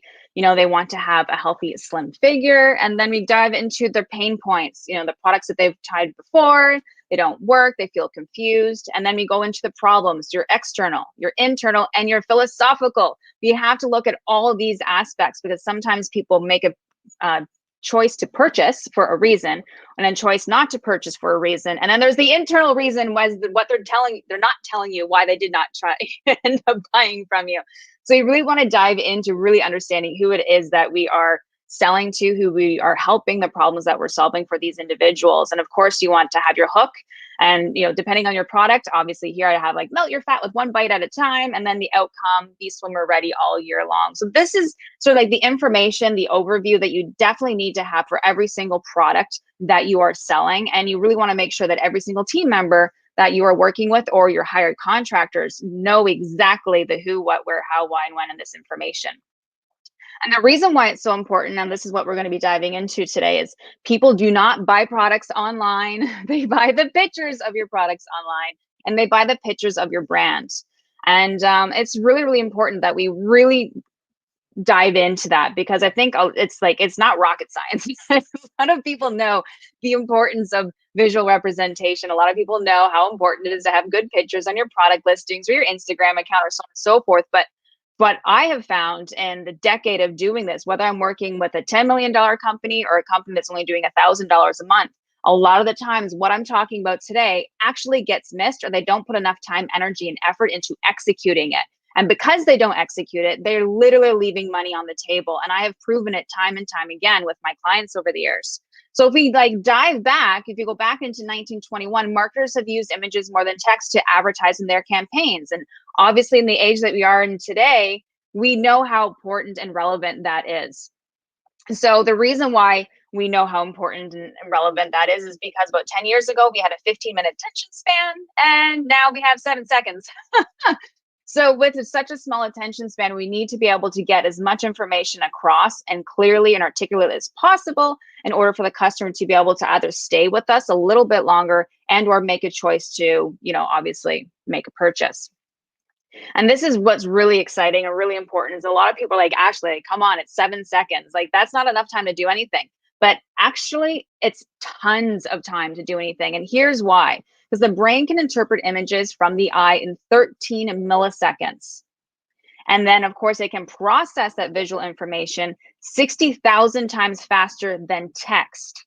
Now, just think about that. We have 7 seconds, but it's 13 milliseconds to identify one particular image and have that correlate with our brain to understand it. There's more than enough time. So we really want to dive into the science behind that and really extract all the information and the customer journey in order to create that story and that brand recognition. So this is the fun thing. I want to have a little fun with you guys. So who here sees a triangle, which I'm pretty sure is pretty obvious. But the fact of the matter is what you're looking at is both sides of this box are technically triangles. The one on the left, of course, is written verbiage on what a triangle is, and the one on the right is an actual triangle. And no one looked on the image, the written text on the left. Everyone looked at the one on the right. So that really just proves the point how quickly we can identify a shape or an object or a visual component compared to the text itself. So, why are images so important for e-commerce? Well, here's some data and some stats that come in. So they increase buyers' attention, trust, and conversion rates. I think everyone's kind of figured that out by now. The listing photo count that increases, the probability of making a higher profit also increases. Higher quality images are correlated to more successful sellers by the consumers. So what aspects of your product presentation increased your customer trust and thus sales the most? Of course, is what we're talking about today, the visual representation that you are showing up online with. So, what makes a customer perceive a product image as untrustworthy? Less images with no information about the product is really what it is at the end of the day. And really, you're looking into the fact that they have confusion. So if we're looking into some stats here, if we have one image, if we have one large image, we're showing a few different images, we know that if we have a slideshow of multiple images, which we just talked about previously, there is a 37.9% conversion rate the more images that you end up having, sort of more of like a slide deck. And then looking into how the brain and our brain and everything, how it interprets and operates, we know that people are going to remember 20% of things that they read, 10% of things that they hear, but they will remember 80% of what they see. Again, we really want to look into the psychology, how the brain works, and buyer behavior. So it's really, really important to remember that we have about 65% of the population are visual learners, and then the other percentages are visual or auditory and kinesthetic. So with online sales increasing daily, the right images can give you the competitive edge, and you need to to really separate yourself from the crowd. So 9 out of 10 times, most product sellers are not properly executing this particular aspect, as I mentioned previously. They put very minimal amount of effort into it. They assume the customers know what the product is. They assume the customers know what they're looking at, how to use it, where to use it, when to use it. And the fact of the matter is that making an assumption like that is just really shooting yourself in the foot. So you really want to take advantage of this, because you can very quickly and easily distinguish yourself and separate yourself with that, differentiating factor compared to your competition if you just put a little bit more elbow grease into it. And, so a lot of people are like, okay, yeah, everyone knows you're supposed to have images on your product listings. Actually, that's not a really big deal. I totally get it. But, you just keep diving into all this, science behind stuff and going deeper. And this is really why, because a confused shopper never buys, they leave. They can't talk about you. They're never going to know about you. So if they are getting all the information they need to make that educated buying choice, it automatically disqualifies the competition because they don't need to look anywhere else because you've already done the research for them. And then, what you're talking about beforehand, they become organic raving ambassadors because they can remember who you are, what you do, and how you did it. Because again, that visual information sticks inside the brain a lot easier and a lot longer, which means they're able to regurgitate it to their friends and their family. And so when you are very clear about who, what, where, how, why, and when with your particular product using the visual representation, you can very easily and quickly increase your total customer account within a short period of time, as well as your repeat buyers. And we all know that, the next best customer is the one that you already have, because it costs, 5 to 7 times more to be bringing in new customers. And so this is just a quick little analyzing of like what that actually looks like and why it's so important and how it makes such a huge impact on your bottom line. So if we say we're doing a 10% conversion rate, which is 1 out of 10 customers buy from you, let's just say we have an average of 100 daily sessions. Now, no ads, no lead generation, nothing's happening. This is just all organic, what's kind of happening already. If we sell 10 units and the product is $30, that's about $9,000 a month. Again, this is just, umbrella vision. But if we now assume that, again, nothing has changed, everything's all the same, but now we have 1.5 out of 10 people buy, which is now a 15% conversion rate, which is 15 units sold. Now you're looking at 13,500 a month in sales. Let me do that for 2 out of 10 people. So again, the more information you can provide people so they can make that quick and clear educated buying choice, it makes a massively huge difference, because we went from 9,000 a month with 1 person out of 10 buying, now 2 people out of 10 buying at, same 100 daily sales. Now there's 20 units a day being sold, $13 or $30 a product. Now it's $18,000 per month. So it's so easy to increase your bottom line with just putting a little bit of, time, energy, and effort and elbow grease into that. And this is exactly what happens and why it's so important. In a matter of, less than 60 days, we're able to over double, and actually this account tripled within the next month of literally doing nothing else. No ads, nothing else is happening. We just repositioned their listing so the customers weren't confused, and they made more money. It's really that simple. So creating a story that's, it's really never been easier, because we have so many examples around us to give us like a little bit of a cutting edge. So let's play a little game here. So who can tell me, what this product is just by me describing it? The power of bleach without the damaging side effects of chlorine. Now, this is going to take some people back. It's a stain remover. It's the best. Grass stains, wine stains, grout stains. It's the stain specialist. For those who are 90s babies, you're probably going to know what this is. It's OxyClean. Look at these old schools infomercials, because they do everything that we need to be doing in our listings, but in a video format. But if we break down their video format, it's a really beautiful template that we should be using ourselves when we're creating our own listings and creating the visual representation. So OxyClean here is pretty simplistic. It's a laundry detergent that, helps with the stains. It doesn't destroy your clothes like bleach does. You only need 1 scoop of it. It cleans, it protects, and they've had 1 million sold. So, they're doing, social proof. They're showing how the product works. They're showing, what the pain point, what the problem is, all within a matter of 60 seconds. And then, of course, there are other uses for the particular product. Now, if you look at all that, that's literally a storyboard image outline. But we can go 1 step further, but it's a great template to use. So we want to answer these following questions with our images: what the product is, what the customer pain is, who is the product for, what's included with the product, where is the product used, when is the product used, why is the product used, how do you use the product, and of course the end result after using the product, which therefore comes into your call to action. And then of course you also want to outline your features and benefits.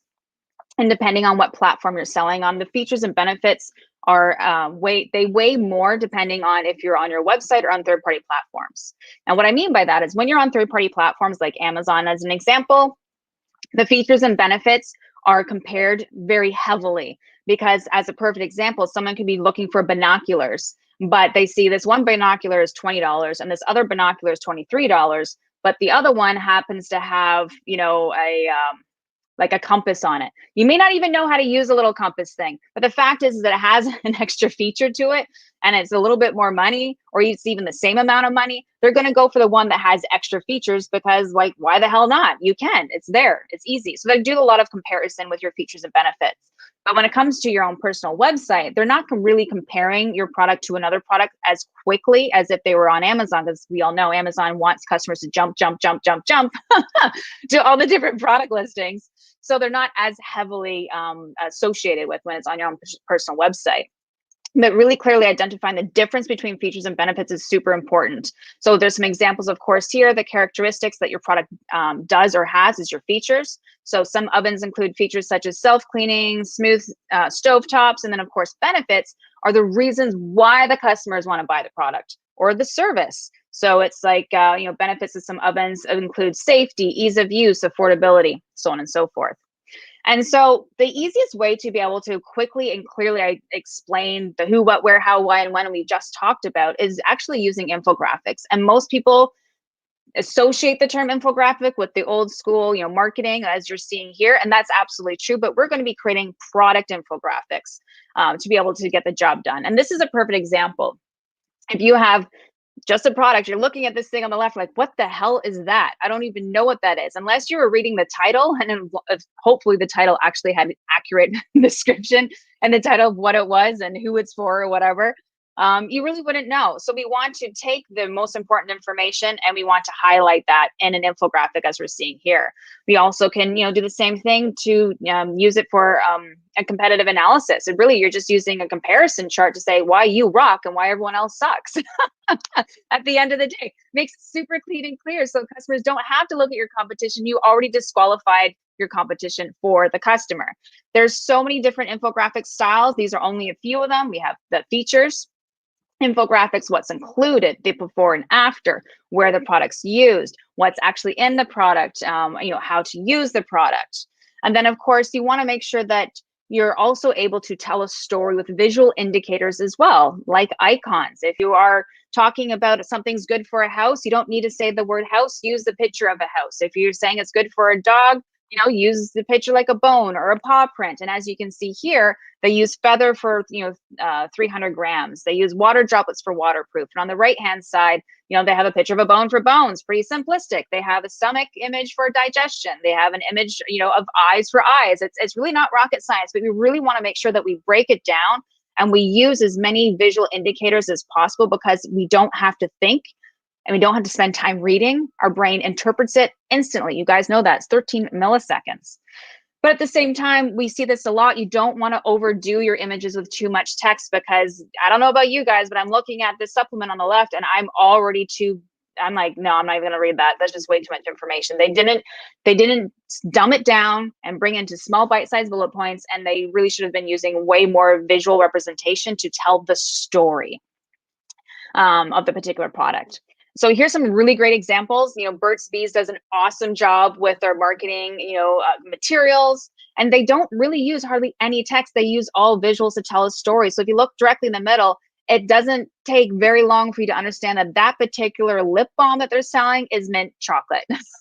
It's so easy to understand that, right? So this is what we want to be able to do. We want to be able to tell a story very quickly and very easily with our visual representation of our product and our brand, so the consumer understands it. And here's always a fun one, like, it's a party, it's a beach, they're using their product within it, and they're using little toys or whatever. It's awesome. It's simplistic. You get it. It's a fun, it's a good time. And then of course, on top of infographics, having lifestyle images, having really high quality professional grade images are ridiculously important as well. We already talked about how the quality of the image actually makes the consumer trust and know and like you more, which means they're able to purchase from you a hell of a lot easier.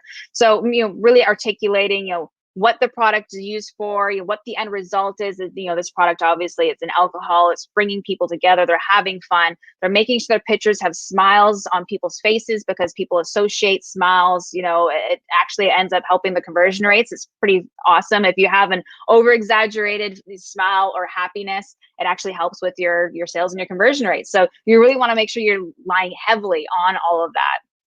And so if you think about how much you depend on all your senses when you're on site shopping with your site, your hearing, your smell, your touch, your taste, or whatever, going through this and understanding like, okay, we totally get the importance of images. Now I understand I got to dive deeper into it and I got to do a better job conveying what I'm selling and who I'm selling to and how they can use it. So there's no confusion for the customer so they can make that educated buying choice.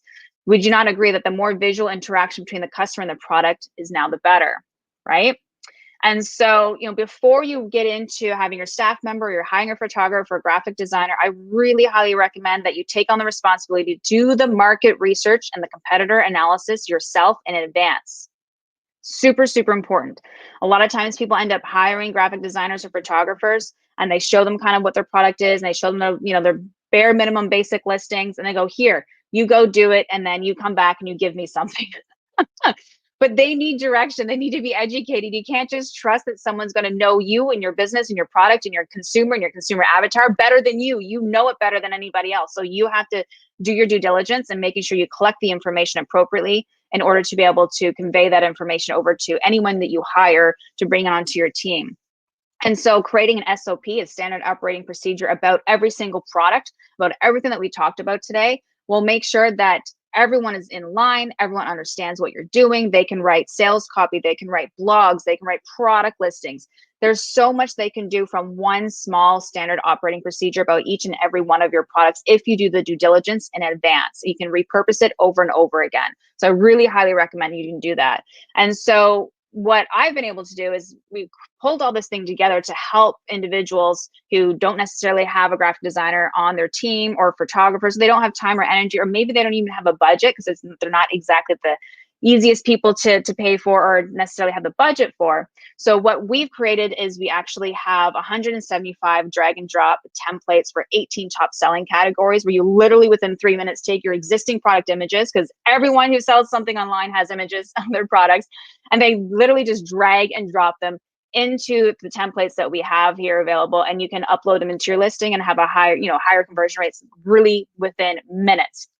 Especially if you have more traffic. More traffic you have, the easier it is to obviously see what's happening and get your results and your data. And if you have less traffic, obviously it's going to take a little bit more time to get that data. But if you go to productinfographic.com, there's a really mini small training program that also has that 3-step SOP document that I was telling you about, that you want to be collecting all your customer information, you want to be collecting your competitor information, and you want to boil everything down to the smallest bite-sized bullet points that you need to be using in your infographics as well as your lifestyle images. And this is really what it is at the end of the day. There are 175 infographics to help you guys move forward. And so what I really want to make sure that everyone gets super clear within their heads, even though we do help you with a tool that can get the job done really quickly. Maybe you already have access to some of this stuff, or you have a graphic designer on your team.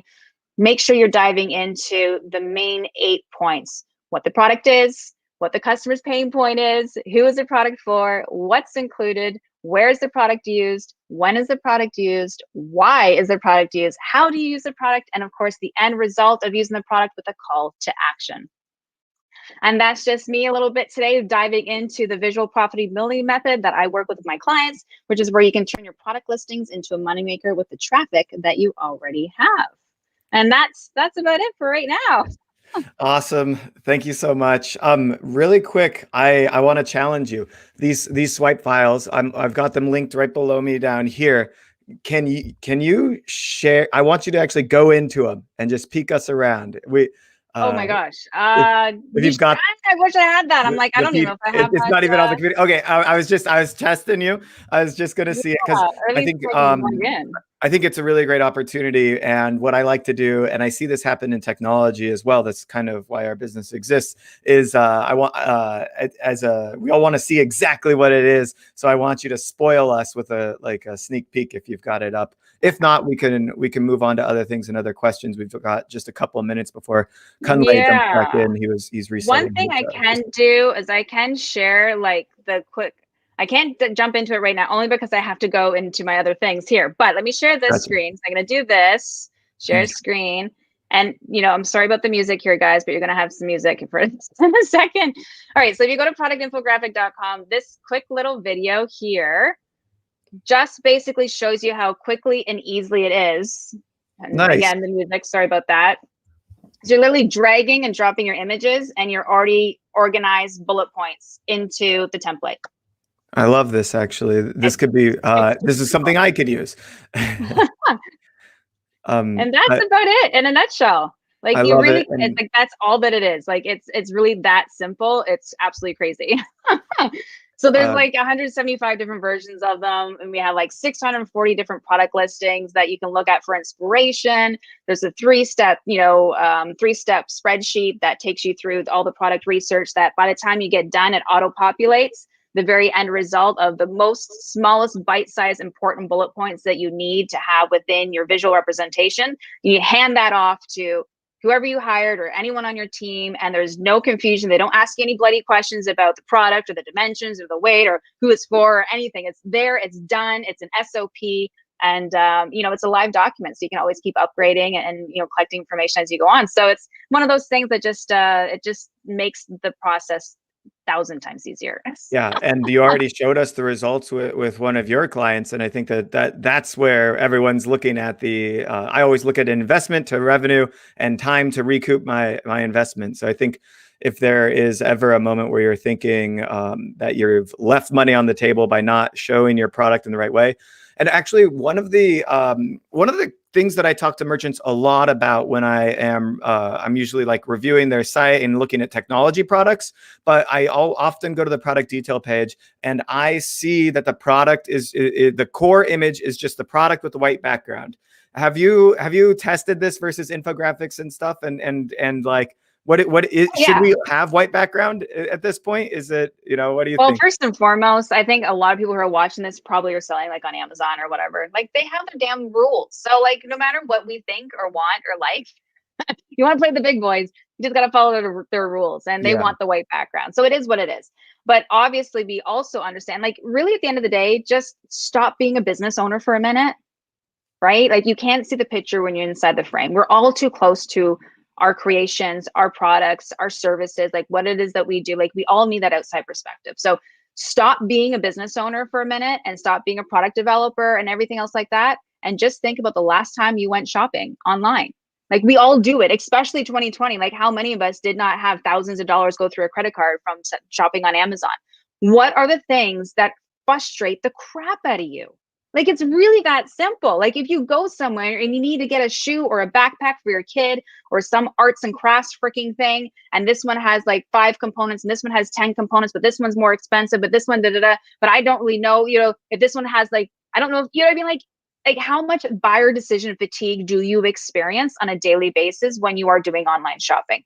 You want to minimize that energy and effort that a customer has to put into getting to know, like, and trust you. Because if you make it as seamless process as possible, they're going to love you. And then if you've done your due diligence, not only does your listing match your product when it actually arrives, which is building a product, which means you have a box that looks like it should be ready to go on the Walmart shelf. Yeah. Then you're going to have a great customer experience. So you're bridging that customer gap experience. And then from that moment on, if you have a customer retention strategy, like you were talking about beforehand, the community, the knowledge base that we're talking about yesterday, anything to kind of, support that, then you're creating that ecosystem of like, know, trust, you're getting that feedback loop and everything else along those lines. But it all starts with that very first impression. Like as much as you like to say, like, don't judge a book by its cover, but we do. We're human. Yeah. It is what it is. And we do it within 7 seconds. We also know that as well. So do everything you can to answer all the key customer buying questions as fast, as seamless as possible, like literally targeting the most, active part of your brain when you're looking at something, especially online, which of course is using visual representation to tell a story. And then, people are going to love you and they're going to remember you because there's 3 different components of our brain that has memory. And if 2 components forget, but 1 still remembers, they're able to regurgitate that feeling, that information, and be your automatic brand ambassadors without you even trying, because you just gave them everything they needed to remember you by. Really, is what it is at the end of the day. And I love how you're so that first lifestyle image, it's like you have to split test. Every product, every audience is a little bit different, and obviously differentiating yourself against what other people are doing is the easiest way to be a disruptor. But if you're selling on third-party platforms, you have to follow their rules. So white background.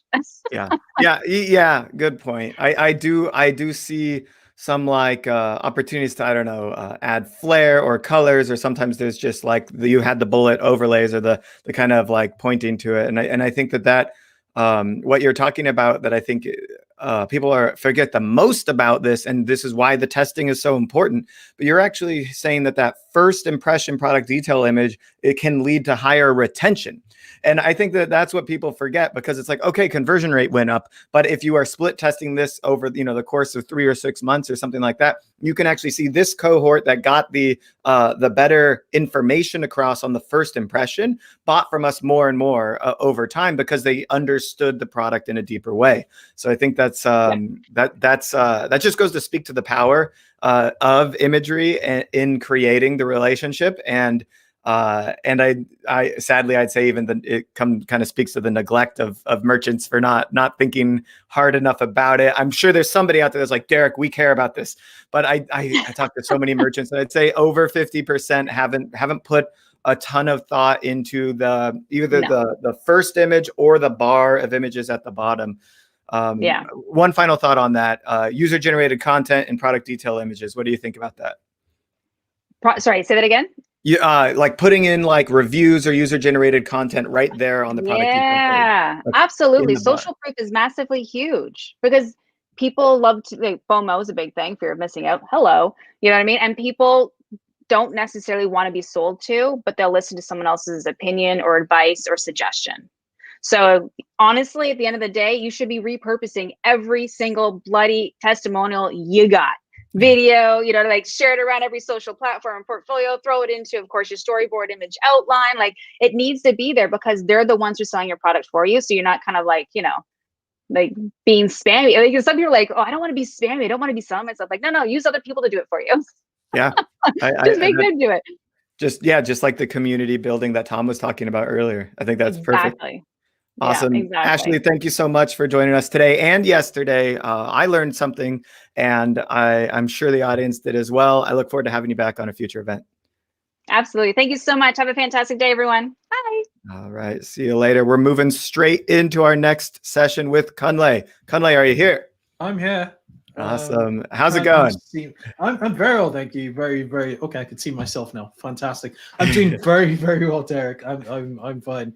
It's an evening here. I'm fired up, and I'm really looking forward to it. Thank you for having me on here. Of course. I'm going to plug, before we even get started, the 2X e-commerce site and podcast. Go subscribe. I'm going to put the link here in the chat for everybody. And also here, I'll put it on screen right here.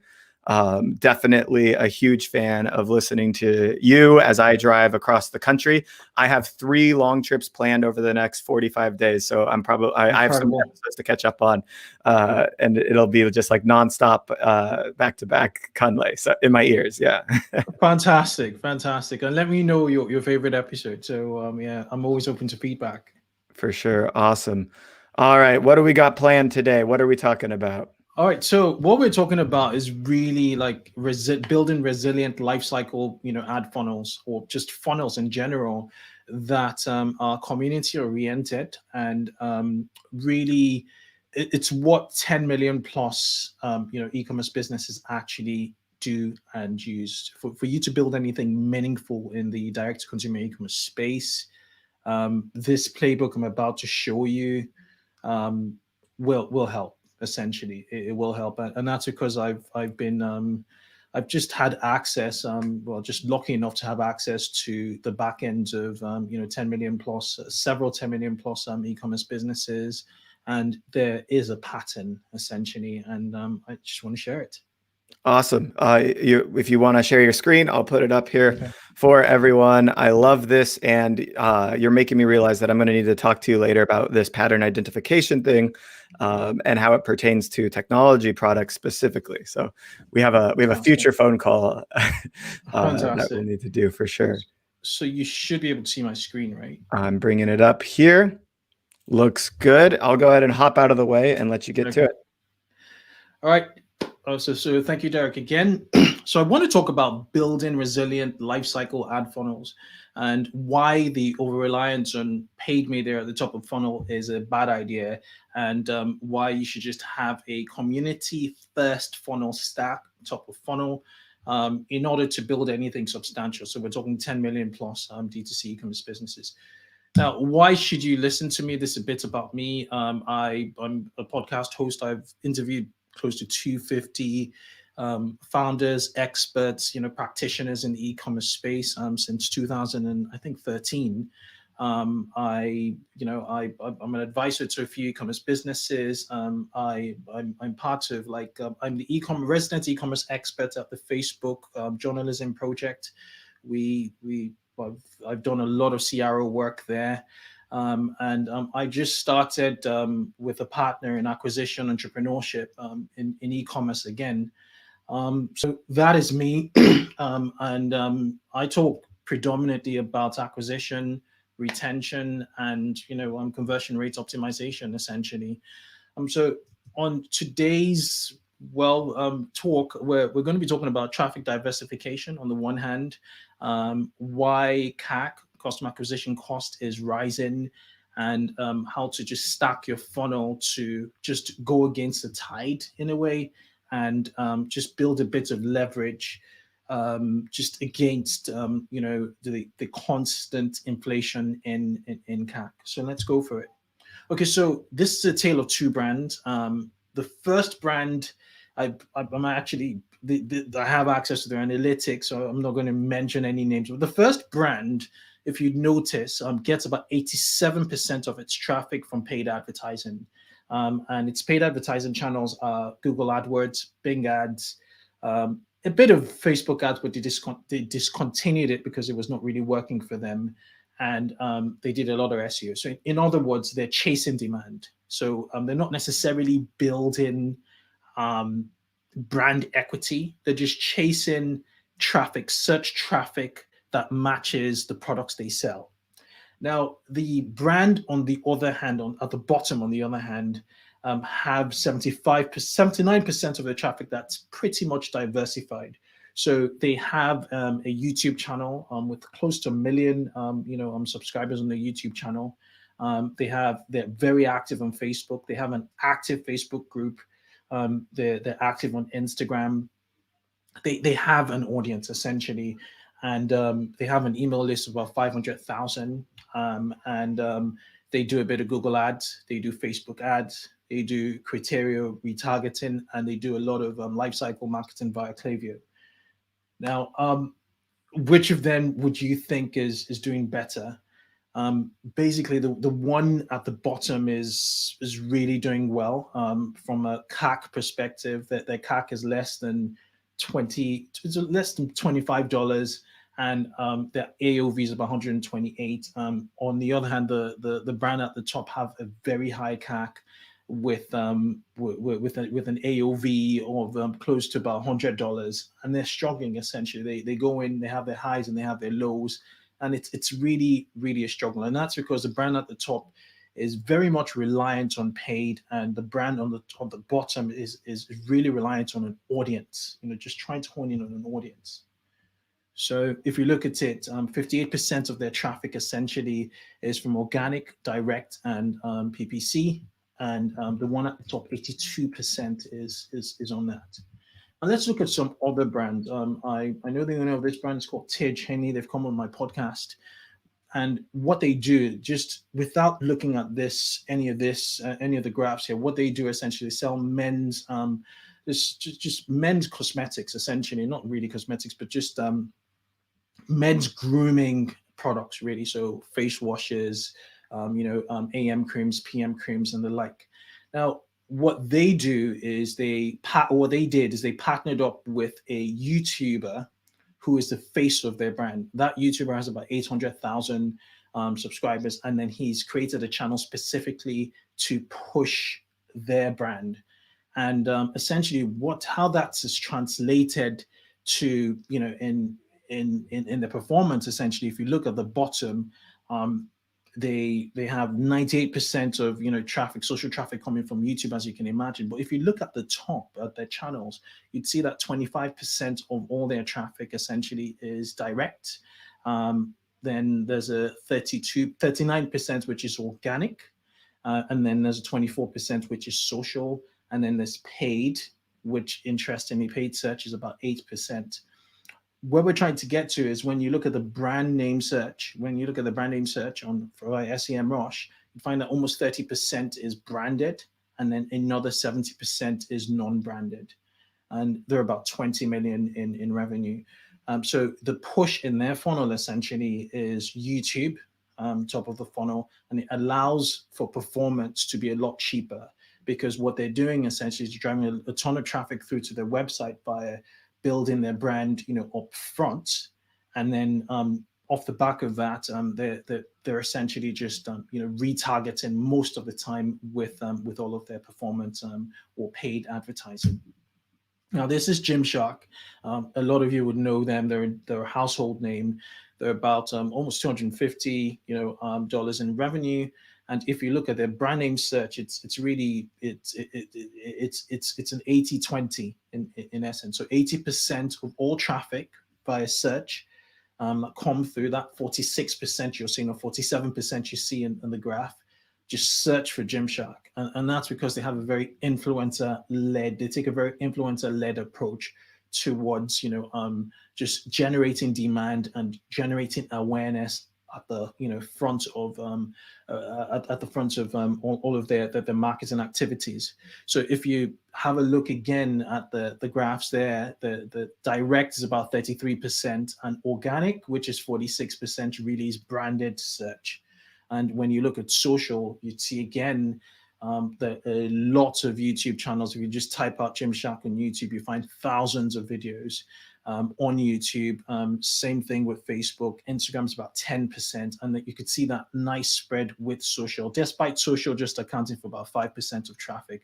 What happens is people get to know about them on social and just type out their brand name, either as search in Google or directly to their browsers, to gymshark.com. And that's why you see those two spikes with direct and organic. It's very important to get to understand these concepts. This is Movement Watches. They're close to $100 million dollars in revenue, and they're acquired by I think it was Movado. And again, they're very, very influencer-led. Instagram, YouTube. I think they started to do a bit of TikTok.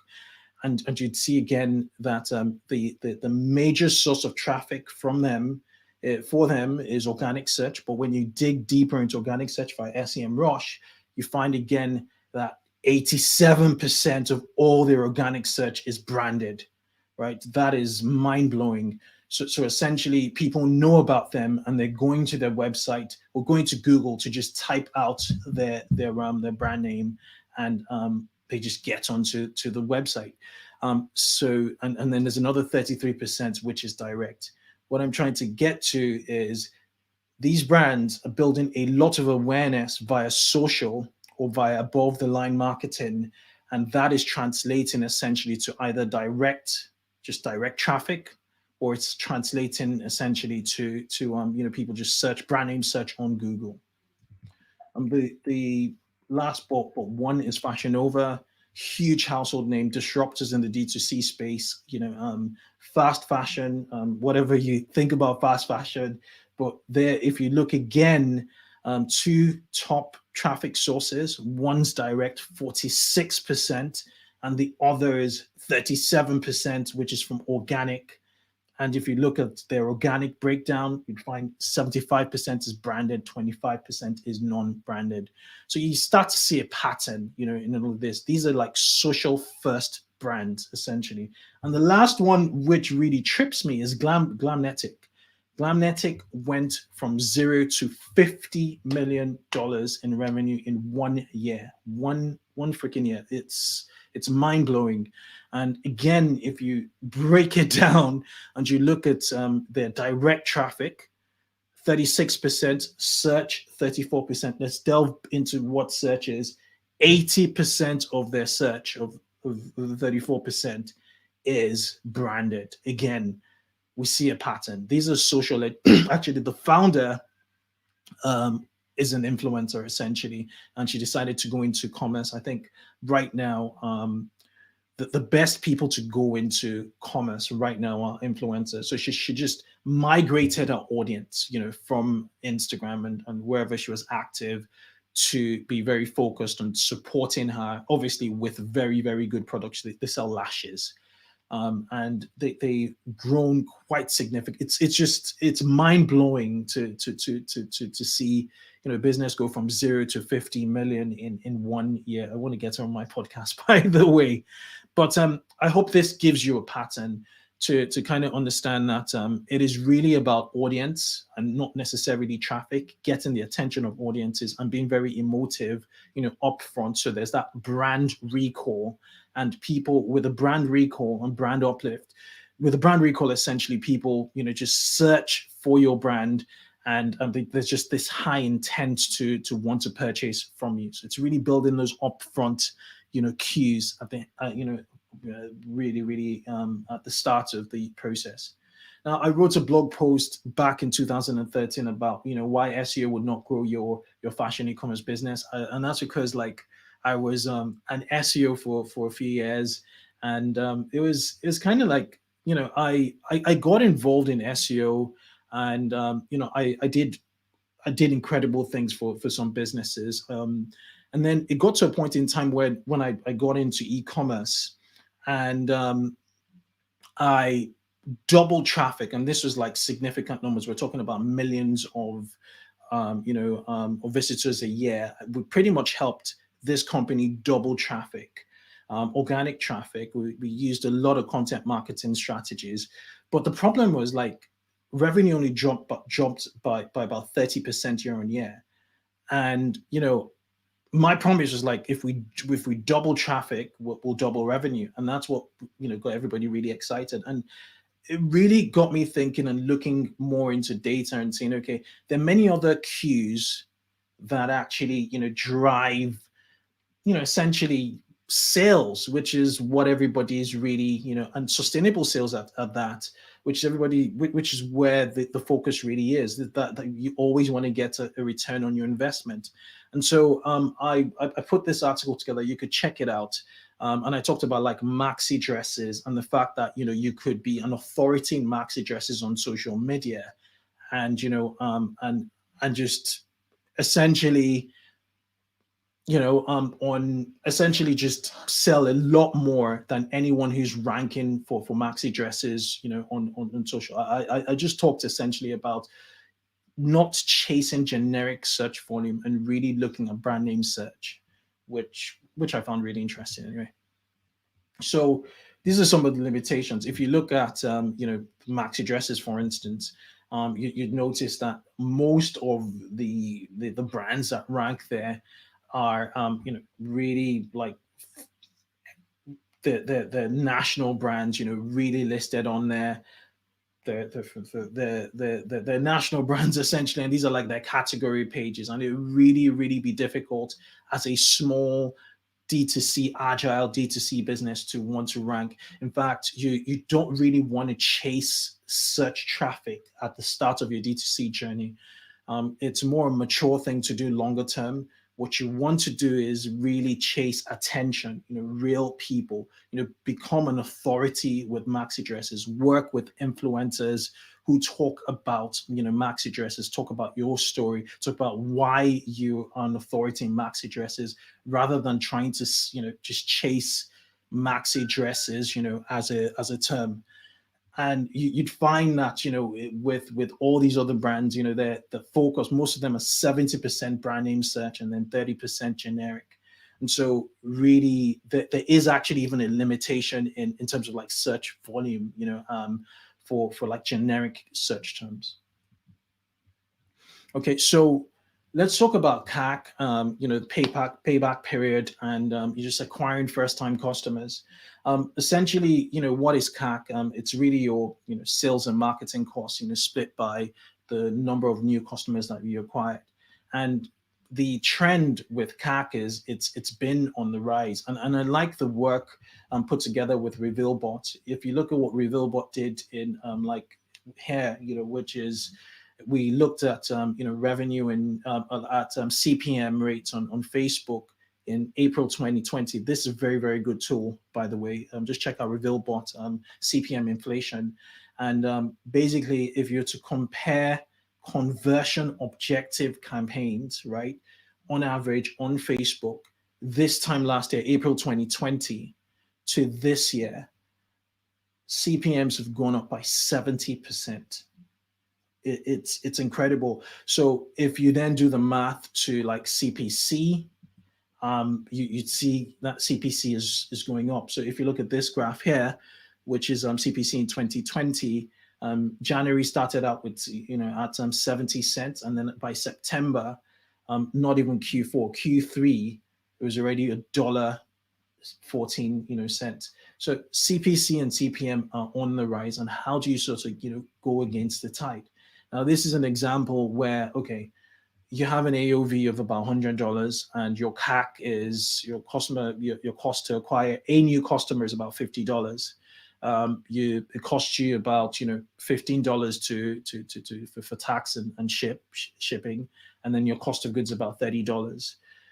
Your variable cost for running the business about $10. You're on a loss of about $5 for that first purchase. Now, the key thing essentially is that how do you get that second purchase? Because if you get a second purchase via like email or SMS marketing, your profitability straight up is about $50. Let's say you have your variable cost of still $10, your cost of goods still $30, your tax and shipping $15. You still start to make a profit from that second purchase. Now, this is very, very top level stuff, but it's really trying to the variable here besides your variable cost is your CAC. How can you bring that CAC down longer term? And that's what I wanted to sort of, address in this talk. Now, another thing to bear in mind is, as much as we're having like CPM inflation in digital, CPM is actually going down in offline, so in outdoor magazines, and you can understand because distribution is becoming challenging. But there is an arbitrage opportunity longer term. You look at brands like Brooklinen in the early days where they were advertising in the New York subway. So they were using display. They were really focused on the New York industry initially before they went national, and they were using display to tell their story, to give value. And then they were focusing their performance on just New York at the time. And when they started to see really good CAC, they were able to scale further. So there's an arbitrage opportunity. It's worth exploring. Just offline, but when you do offline, try and hone in to geos, to specific geos. I remember somebody who came on my podcast to talk about like television advertising, and he was talking about the fact that don't go national, go very, very specific, and you just choose the timing in terms of like TV advertising. The D2C companies can still do TV advertising. So in regards to profitable growth levers, what you want to do is you definitely want to control your AOV for CAC. You want to increase the frequency if possible in terms of buyer frequency, and you just have to accept that most first time purchases are not profitable, and you need to put in processes in place towards generating that second purchase as quickly as you possibly can. So what does a social advertising focused funnel look like? This is like the old way of doing things, where people buy traffic on Facebook based on interest, based on LLAs, based on their custom audiences, and they essentially exclude traffic. And what they do is they then they're able to generate like a warm target audience where they start to run their mid of funnel advert for retargeting, and then at the bottom of the funnel they actually start to trigger purchases. Obviously there's a lot of retargeting ads both mid funnel and bottom of funnel, and what they do eventually is go for lifecycle marketing, which would automate like email flows. This is an old way, and it's really dependent on the variables as I discussed initially, which are your CPMs, your cost per thousand impressions, and your cost per click. Now, if those variables you cannot control, and so you find a lot of variability, especially in the low end of of the market. A lot of people coming onto forums complaining about their customer acquisition cost, or their CPMs, or Facebook not behaving today, and all of that stuff. And it's a thing. And so the way they mitigate it really is lifecycle marketing by using email and SMS marketing to re-engage, customers. But there's a better way of doing this. The second way, the better way of doing this, I'll talk about it, but this is what it really looks like in terms of like your traditional D2C 1.0, a marketing mix or media mix. So on the one hand, you have, paid media, which is like social advertising. And on the other hand, you have email. And then, at the bottom, you have really organic, social engagement. And you just try and, merge everything all up, to minimize CAC. But again, you're going against the tide with CPM, which is quite unpredictable, as you've seen in previous slides, and CPC. Now, the ideal media mix essentially is putting earned media first. Now, what do I mean by earned media? I mean actually building and establishing a community, first. Really, really building an engaged community.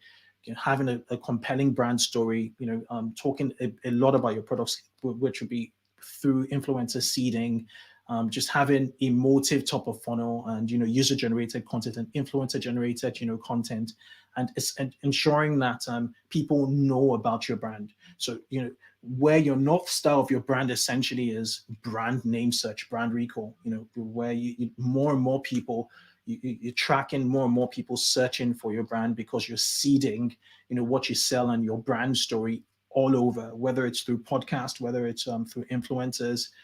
You seed, a lot of, your brand name, out there. Now, when you do that as a number one, then you support it with paid. Right now that you're organically and with the help of like community members, if you look at like influencers as community members, when you're recruiting, influencers, you're looking at them as more or less chiefs. If you look at a community as leads in your community who have like sub audiences, you're trying to consolidate. So if you look at that from that perspective, the number of impressions of your brand through these influencers and through all of your content marketing efforts would result to lower CPM and lower CPC, actually higher click-through rates, because more and more people organically know about your brand, and when they see your engaging ads on social, they're more likely to respond because they've seen and they know what you're about.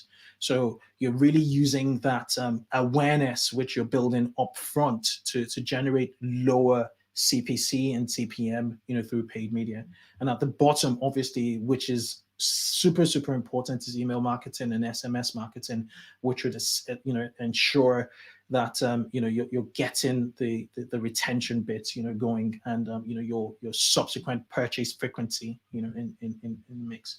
So this is what it looks like, from a lifecycle marketing standpoint. So at the top of the funnel, you're driving traffic through to your website, via, just via brand, and then you're creating content which really drives top of funnel traffic to establish long-term relationships with content creators and influencers. And then you stack your normal, social ad focused funnel below the fold. So everything kind of works down there. Now, what you want to do, or what the end goal is really building community. And once you build community at the bottom, which is number 5, it triggers repurchases. So what I've done here is kind of like explain the top of the funnel, the proper top of the funnel here. You have brand building, which really is all about garnering attention and creating shareable content. A lot of people say, how do I build, community? Well, you have to, community really hinges on the content you create, up front. And the content you create could be user generated or influencer generated, and it could be in-house generated. When I mean in-house generated, it could be like you're focusing on a YouTube channel and really building that out in order to get that attention. And at the end of the day, if you're trying to sell your business, because I'm now involved in acquisition of e-commerce businesses, you're finding that that's an asset in itself, which just gives you a lot more value, longer term, if you ever wanted to exit. But in order to actually, even if you look at what is ahead of you in terms of like reducing your CPM and your CAC, you have to create content that really resonates with people, that gets them to share your content, especially in the age of TikTok, where your following on TikTok does not necessarily dictate the reach of your content. TikTok's algorithm works differently as compared to all of the platforms like Facebook or Instagram. If your content works with their sample group, they would expose it to more and more and more people. So you could have someone with 1,000 followers getting 1 million, impressions, essentially 1 million video plays on TikTok. So essentially, what you want to do is really seed your story, seed your products. If you're really going direct response, seed the quality of your products, seed your product experience, your customer experience through influencers, through your channels that you own, in order to make ads cheaper, bottom of funnel. And so the suggestions I have here are like influencer-led brand. So where you have an army of influencers, they don't necessarily need to be, big influencers. They could be micro influencers, so long as they align with your niche. And then really it's building a community around content you create and what they create. And just focusing on, just above, the line marketing, essentially, PR, advertising. Obviously, don't overspend, but just make sure that when there's a PR opportunity, seize it. If you can create a PR opportunity, make it, so that essentially more people are aware of what you sell. And when they come across your ads, when you're targeting, when your ads people are targeting, I'd say the probability of success, just maximizes because they've seen and know about the customer experience and your product, upfront. So what does the mid funnel look like? Essentially, it's advertising, really. It is really advertising. It's video ads, on whichever platform. Facebook, you'd find would be the mothership most of the time, but there are many options, beyond Facebook. There's YouTube. You could explore, Snapchat, TikTok, what have you. But basically, the mid funnel, your new mid funnel, should be, advertising. And then you could layer in, display and retargeting. And the one thing you must do is, micro conversions of email. So when you're starting to generate traffic through to your website, you should have a way of capturing email and mobile phone data, so you could put them through to your welcome series for pre-purchase. Make sure that you have a lot of very structured pre-purchase email flows that just have the objective to converting them to first-time customers. But really, it's getting 6-7 touch points prior to that initial purchase, especially if your AOV is on the high side, is over $100. You really want to get as many touch points as possible. And then after that, really, it's life cycle marketing. I cannot emphasize the importance of email enough. And just building, a two-way stream, communication. And if you can, manage a Facebook group, if you can manage that, one-to-many, where all of your or a lot of your followers or customers can interact with other customers. Obviously, there are many nuances to it in terms of issues. That's why you need to deliver a great customer experience. But by all means, do that. But it is really down to life cycle marketing. This is where the long-term value is going to be had. And a lot of people don't work on like direct mail, product inserts in the unboxing experience. All those extra little bits of detail should be addressed. Obviously, outside of the scope of this this talk. But at the end of the day, you have a journey, right? If you're starting out to hit 1 million, you want to get to 10 million and then 100 million. If you're in 1 million, most of the time, most brands that are doing 1 million in revenue are predominantly using paid advertising, paid acquisition, where they're just essentially renting. In my opinion, they're essentially renting. When you start to build a voice in the market, through influencers, and you start to own a message, you become a content creator as a brand, and you also use content creators to tell your story, or to tell people more about your product. You start to move towards that 10 million, especially when you layer in retention. And then you start to become an owner, because you're essentially, you have your own, list, and you're actually talking to your customers. And then finally, that journey from 10 to 100 million really is becoming a movement, creating influence, influencing the market, essentially, being a market leader in voice and with community, honing in. And that's what you see in those examples, in terms of like in terms of what they're doing. So they actually have a voice in their markets. They've carved out a niche in their markets. I mean, just to finalize, what does a marketing stack look like for a profitable, 10 million plus, business? At the bottom of the funnel, you should have like a, unique product, moat product that, has a distinct, advantage, competitive advantage in the market, whether it's in design, whether it's in function, whether it's in emotions, it must be distinct. The other is the next step is, mass influencer product seeding. So using an army of influencers on a consistent basis, you need to systematize this. There's a great training program run by Taylor Legace from Kinship, Kynship. They offer like training on how to go about mass influencer seeding. You want to get it out there as much as possible, get the word about your product as much as possible to as many people as possible. After that, you then hone in on performance marketing. So now that it's in the hands, now that many people know about your brand, you have a competitive advantage with performance marketing. And then the next thing is content marketing. So publishing relevant content, to build a community. When you publish content, essentially, not many people say this, you're building a community, because you're attracting, your message is attracting a certain, segment in the market, certain, type of person, psychographic, essentially, especially when you're writing content to a particular, persona of people, you're building community. So with all of that, obviously you're collecting emails as all of this is happening. You're acquiring followers on your social media. You're creating content, whether it's a YouTube channel, whether it's a blog post, whether it's an image, you're creating content. And then you're consistently launching products. You're not just a one product D2C brand. You're being innovative, launching new products that connect with the previous product. So people who likely, bought your first product are going to buy, this product. You're creating a connection, a library, a family of products, essentially.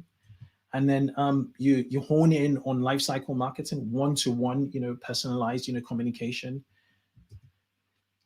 And then the most important thing is you're building an engaged community.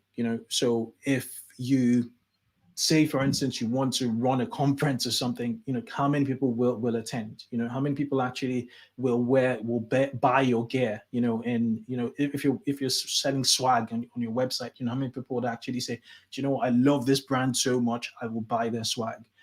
So essentially, these are the pillars to sustainably grow. I'm not talking about buying traffic on Facebook and saying, hey, I generated $1 million. Can you do it again? I'm seeing in the acquisition space a lot of businesses which we just give a pass, where they grow to, $1 million in revenue, and then they calm down and they can never replicate it for months, and they want to sell their business. That's not a business. That was lucky. That was, one chance. And if it's not sustained, it's not success. So if you put these pillars in, over time, it's a lot of work. Over time, you will build a sustainable life cycle led marketing that's focused on building community. And that, my friends, is where I would end it. Conley, that was amazing. I love it. I love that marketing stack. And I already said I wanted to talk a little bit later, but I can even tell you about tools that kind of line up with this. So you've got like the strategies, and then we can like think about how you insert the tools to follow the strategies, and then together that's how revenue is really made. So brilliant. Absolutely love it. We are over time. So show us that Calendly link one more time, and I'm going to make sure and share that with everybody. When would somebody want to book a time with you? Give me the plug. So anytime. So what I do is I work with two kinds of businesses. I work with businesses looking for a roadmap towards a particular goal, revenue goal. Whether it's the 1 million mark or whether it's 10 million mark, and the strategies are different, but everything utilizes the stack for sustained growth. I have limited availability because I'm doing so many things, as you can imagine. But yeah, feel free to get in there. I think I have like free 20-minute, free 20-minute sessions on there. But beyond that, it's really paid and a one-off thing. And then I work with some 10 million plus businesses as an advisor. They just call me, run ideas. Like, for instance, there's one of them who is about to launch a membership layer to their website. So they're selling really well. COVID was really good to them, but what they were trying to do is, get memberships. I was consulting with them on how to go about it, how to build a sales page and all of that. But I'm kind of like on a retainer with them, and so that's how I work anyway. But we do a lot of things. I love it. That's awesome. So if you want to book a call with Kunle or use him for advising, especially on new product launches or fine-tuning that marketing stack, check out the link somewhere around here. Kunle, we've got to move right into the next session. Thanks so much for joining us. Have a good night. You too. Bye now. Bye. Awesome. We're bringing Val on. This is nonstop. And this is when we're looked at that marketing stack, that life cycle stage. Was that 2 or 3 or something like that? That's where I think we're going to get into it right now with Val. Val, are you ready? If I can unmute myself, I am ready. Perfect. Awesome. Val Geisler, everyone, now in-house at Klaviyo, but has been an email marketing expert for how many years? A decade more? I don't know. So yeah, always looking at that full cycle approach. Tell me just really quick, when did SMS start entering into perhaps, as an email marketer, you're like, well, now we've got to do SMS too. When did you start like doing this for brands? Last year. SMS okay, wow. Really, yeah. I mean, it's really new. There were brands doing it before that, but the platforms weren't as plentiful. There weren't as many options, and not as many people were doing it. So it was still very much a private channel that people kept with just their friends, text messages. So now it's a whole new world. Yeah, and I see your shirt there. There seems to be a Y in the wrong place, I think. Klaviyo. Okay, fine. If you say so. That one I'll leave to the viewers to decide on. We'll start a poll later. Yeah, well, so when we launched SMS, our revamped SMS as a product, the way we did that was with a text to choose from 3 vintage Klaviyo t-shirts, shirts that aren't produced anymore. Which one would you want to bring back? And of the 3 options, this was the most popular one. So this is what everyone got. Okay. All right. So people have decided for us people already. Have chosen. Yes. I love it. And yeah, the launch of SMS in the Klaviyo platform has been huge. And congrats on $320 million raised. Is that what it is? Yeah. I mean, not me personally, but yeah. that would be great. It puts a lot of pressure on you to perform. I'm sure the boss is like, well, we raised the money. Now you better hit the results. Now what do we do with it? Yeah. I mean, the great part is my job is to show off the customers, and that's really easy to do because we have amazing customers doing really fun and innovative things. So I think my job's pretty easy and fun. I think maybe some other people have more challenges in their roles, but I get to talk to customers all day and then share those stories. So it's pretty great. Yeah, I'm interviewing Caddy in a few weeks, and she is busy. Yes. She is very busy. I'm surprised you got a few weeks out and not a few months. That's great. Yeah. Caddy is our VP of marketing, and she's just incredible. She has a history at Dropbox and some other companies where she's made some big strides, and she's come in and really changed the way that we approach marketing at Klaviyo too. I love it. Awesome. Yeah. All right. With all that, I will get out of the way. Let's put your slides up on the screen. All right. I'll take it away from here. Okay. So I click through, do my thing. Yeah. Yeah. Okay. Thanks. So we're going to talk about how to keep the customers you've already attracted through better email marketing. And I am probably going to skip some slides, move things around. And the thing that I always say when I bring up this topic is that these are all things that you can do, but you probably won't do. And I don't say that to be negative, but almost to challenge you, because most people don't do these things. And honestly, if you did, you would be standing out from 99% of businesses out there, because very few brands are doing this. And that's why I keep talking about it, because more people should. So we're going to look at that. I'm going to skip right over. So Derek told you who I am. So here's one thing I know for sure. When it comes to email marketing, what works for one business might not work for yours. So you have to test it. Like I said, most people aren't going to do everything that I'm going to talk about today anyways, or even one of these things. So it's not a big deal. But if you do decide to do some of these things, then I would highly recommend testing. Not just testing what you're doing, but approaching what I'm going to share with you today as this is a test. I want to test this for a little while, see how it performs for our business. And if it doesn't work, great. I know it doesn't work. That's data that I can use and move forward with.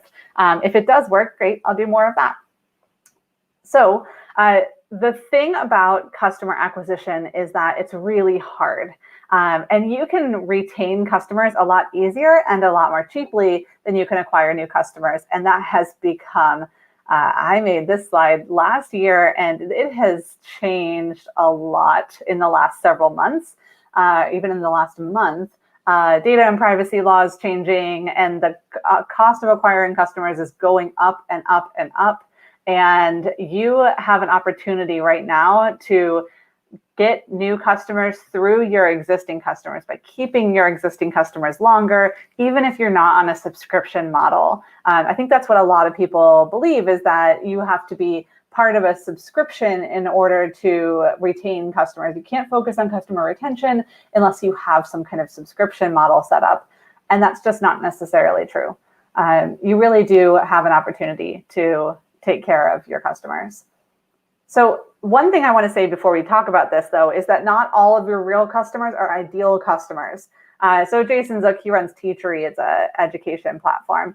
But there is a lot to running a company, any kind of company, doing customer support and keeping your business sustainable. So if there is a customer, a vampire customer, I call them, they're the ones who send in, are in your chat every single day, are sending emails, are making demands of your customer support people, are constantly making returns and never actually keeping any product, are a drain in the system. Those aren't customers that you want to focus on keeping around. You can let them disappear, just like vampires do during the day. There are also ghost customers. So ghost customers are interesting because they are customers who just got busy and distracted. These customers are in your abandoned carts. They are in your browse abandoned. The internet is super busy and crowded. I don't know about you, but behind this presentation, I have about 40 tabs open, and that's just in one window. So the chances of your customers getting lost in the process is more likely than them disappearing entirely. Those are your ghost customers, and they're really interesting to go after. Your ghost customers are people who have interacted with your brand and stopped somewhere in the process.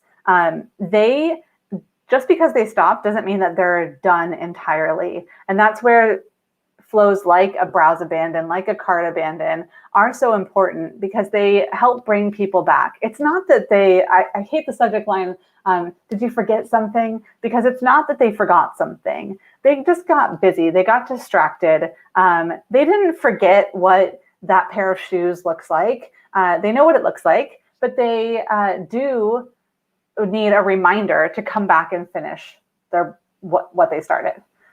So ghost customers are really interesting to go after. But and so I'll give you an example. Rover is actually a dog sitting service, pet sitting service, and they go after their ghost customers with an email. So the way they do this is I signed up for Rover. I never booked a service. And then it was getting close to Labor Day. It was actually about a month before Labor Day. And they sent an email saying like, hey, if you're heading out somewhere, then you want to make sure that you get someone to take care of your pet.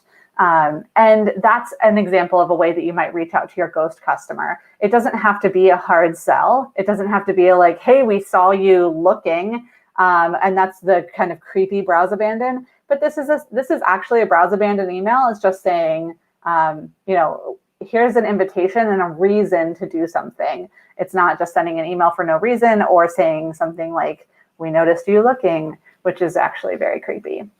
I want to give you the caveat now that this is a mix of e-commerce and software emails, but the principles apply across the board. I think a lot of people get tripped up when it's an email that's not an e-commerce email because they don't know how to apply it. I'll teach you how. So if you see an email that's not e-commerce, don't worry. I will teach you how to apply it to your brand. So another example of being a ghost, Earth Hero. I signed up for their email list, and you can see that over the course of, I didn't actually realize this, but this is in less than a month, I got this many emails from Earth Hero. Now, I didn't realize it until I went to grab this screenshot. And that's when I realized, oh, I'm getting emails every other day, in some cases, 1 day apart from each other. So I know with the frequency of my own inbox, I get so many emails. Unless I'm getting 2 or 3 emails from the same brand in one day, I don't really notice that I'm getting more than 1 email a week from a brand. I'm a ghost customer for Earth Hero. I signed up for their email list and I've never interacted with them. It is their job to keep talking to me until I tell them, I don't want you to talk to me anymore. Now, that could be through an actual unsubscribe, but better option would be to send an email that is encouraging them to sign up for a preference center, to choose the amount of emails I want to get, to choose my journey with them. Preference centers are a great place to do that. You can set one up in Klaviyo or whatever you're using to send emails. But Earth Hero here, they are taking their job seriously. They're saying, we're going to keep talking to you until you tell us to stop talking to you. That's how you approach a ghost customer. Now, of course, we've talked about vampires, ghosts, and so we have to talk about zombies. So zombies are they're the undead. They're the customers who bought from you once and have not come back. They are people who experienced your brand, and maybe, I think a lot of times we write people off as like, oh, they didn't like the product or they didn't like their experience. That's probably not the case unless they've explicitly told you that. So they're a prime piece of customer real estate to go after and say, hey, we know you interacted with us before. We'd like for you to come back. And so this is your call to action to raise the dead in your email list, in your customer base. So the first thing you have to understand, though, is your churn, which is the number of customers who have left divided by the total number of customers that you have. A lot of brands look at churn on a monthly basis. Some look at an annual basis, but you do need to know your churn number. And I'm going to give you a couple of strategies that you can use to win back these zombie customers. So the first is in your support. So your customer support, if you have a customer support team, they should not be the only people who are understanding the problems of your customers.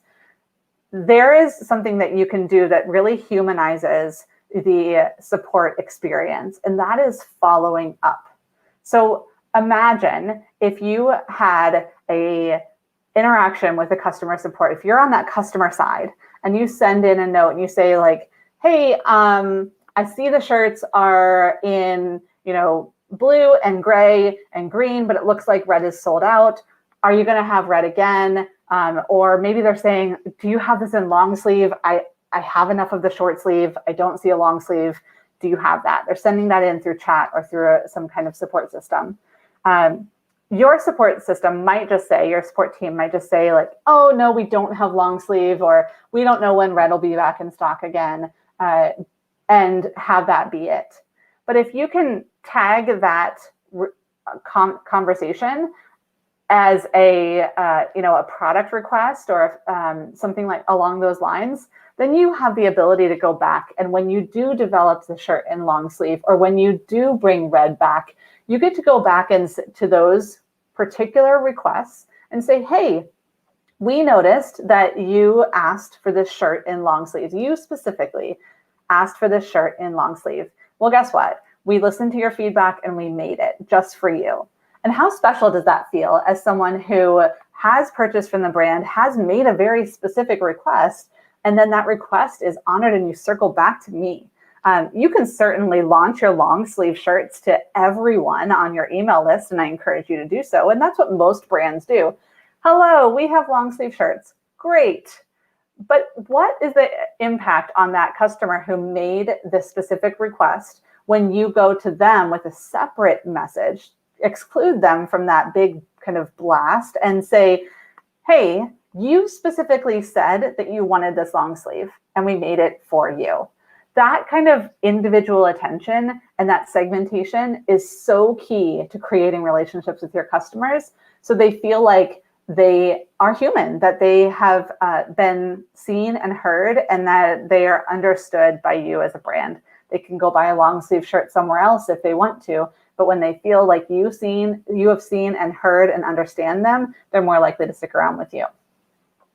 I want to share an example. I was working with a customer, a client last year. Like Derek mentioned, I used to do some email consulting. And we were evaluating different email marketing systems and email service providers. And at the time, Customer IO was out of the mix because they were missing a feature that my client wanted. And they actually reached out in this process. It was great timing. And they said, hey, when we previously spoke, you were interested, but we didn't have this thing. Well, feedback heard. We have created that for you. And then this image, it's an image right here, but it's actually a GIF inside the email. Here is this feature in action, and would love to hear from you. And that's it. It's a very custom email. Of course, this is sent from an account executive, so it's probably one-to-one, but you can definitely make it one-to-many using segments inside of Klaviyo and build out those segments of people who are making specific asks and create custom messaging for them. Let me jump ahead here to the next strategy, which is being human. So understanding who your customers are is one of the most important things you can do. And a lot of people say, go talk to your customers. And I'm going to give you a different call to action, which is to go listen to your customers. Of course, you have to have conversations, so that requires talking. But I think what's missing when people say go talk to your customers is actually listening to your customers, understanding what they're going through, knowing what their pains are, what they're excited about, knowing who they are, and not just talking about your products and how they're using your products, but talking about them as a human. So some questions that you might ask. To get the conversation started, you can talk to them about them. So maybe the product you have is a work-related product. So you would say then, how would you describe your job title and your role at work? What are you working on right now? What is the biggest problem that you're facing that keeps you awake at night? Maybe your product is for a young family. So then you could say like, hey, tell me about your day-to-day. Like, what does an average day look like for you? Or if you don't have an average day, tell me about that. So something that is a question that they know the answer to, they can feel really confident, helps get people comfortable talking to you, and it helps you better understand them. A trick with talking to customers and listening to them that I learned from a journalist who by trade does a lot of asking people questions is to understand that for every question you ask, there's 3 to 5 more questions that you're going to ask that you don't yet know what they are. So when somebody starts talking, don't just go through your list of questions and ask, okay, question, they give their answer, I move to the next question. but really listen to their answer and maybe ask some more clarifying questions based on their answer. This takes practice, so you'll want to do this often, and you might practice internally with your team, you might practice with a friend. You can go straight to customers and practice with them, but know that the first couple times are uncomfortable when you've never done this before, and then it gets easier. So after you talk to them about them, then you can finally talk about your product. So questions that you might ask, so these are worded from like a software perspective, but you could say, hey, what was happening in your world when you purchased this product, when you purchased our weed whacker? What was going on for you? And then listen to their answer, ask some clarifying questions. What happened when you first used the weed whacker that convinced you that this was the right solution for you? And then listen and ask clarifying questions. And then definitely make sure to ask them if they were anxious or skeptical about anything when they made their purchase. And if they are someone who made a return or had canceled their purchase, then if that's a segment you're talking to, then you can ask, is that thing that you were anxious about, is that what ultimately prevented you from keeping the product, from moving forward with your purchase? The last strategy that I want to share today is building a habit loop. So this is key, especially if you have a subscription-based product. So habits, I think one of the best books that you can read if you are a subscription-based brand is Atomic Habits by James Clear. So a lot of what I'm sharing here comes from James, but the habit loop is saying, there is a trigger. There's a thing that happens that says, I need a solution here. I don't know what it is. And that goes into the craving. The response is to go searching for this solution, and then the reward is that solution in action, which then, if you have a consumable or some other kind of subscription, that reward then leads right back to the queue, because eventually they run out of product. They are now using it on a daily or weekly basis, and the queue is to purchase again. They will either go searching for a new product if you haven't built that loop in yourself, or they will come back to you. So this kind of flow exists in lots of different places. This is an image from Lean Stack, which is Ash Mayura's website. He is a software product guy, and I think there's so much to be learned from product managers in the software world in any industry, because what they care about is the customers, and they want to understand this exact path. What is the status quo that they're living with, that regular everyday life that they're living before they have your product? What is that consideration phase? How are they going through deciding if they want to purchase your product or not? What is the selection process for them? What is it? How are they choosing between other products and yours? What is it like when they first start using it? What about repeated use and over time? What is the job that they are hoping to do? Because it is not to cut my grass. A weed whacker's job is not to cut my grass, but a weed whacker's job is to make sure that it is meticulous, right? So my lawn looks well cared and well kept and cared for, and it's not just a haphazard mowing, but I'm going through and touching up the edges and the corners and making sure that on the flower beds things are cleaned up, and I have a meticulous lawn, right? So that is the job of a weed whacker. It's not all the features that the tool has, but the job that it needs to do for your customers. And then there's that new status quo. The habit exists. They're using your weed whacker all the time. When their neighbor stops by, they're talking about their weed whacker that they bought from you. They're sharing the brand. That's that ultimate goal of jobs to be done. The dinner party strategy, I think I have a couple minutes, so I'm going to run through this quickly, and then I'll give you a link. You can go and grab your own dinner party strategy. But this is a great way to onboard your new subscribers. When somebody joins your email list, you want to give them a warm welcome. So the dinner party strategy is planning a dinner party. We've all either been to one or hosted one, not in the recent past, but at some point in memory. You welcome people, you serve appetizers, you have a main course, there's side dishes, there's dessert, And there's always an invite back, hopefully, if everyone enjoyed themselves and had a good time. So you can do this through email too. So warm welcome. You can welcome them, give them the offer that you extended in the first place. Tell them, here's that coupon code, here's the ebook, whatever they're signing up to get, give that to them. And then just a warm welcome hello.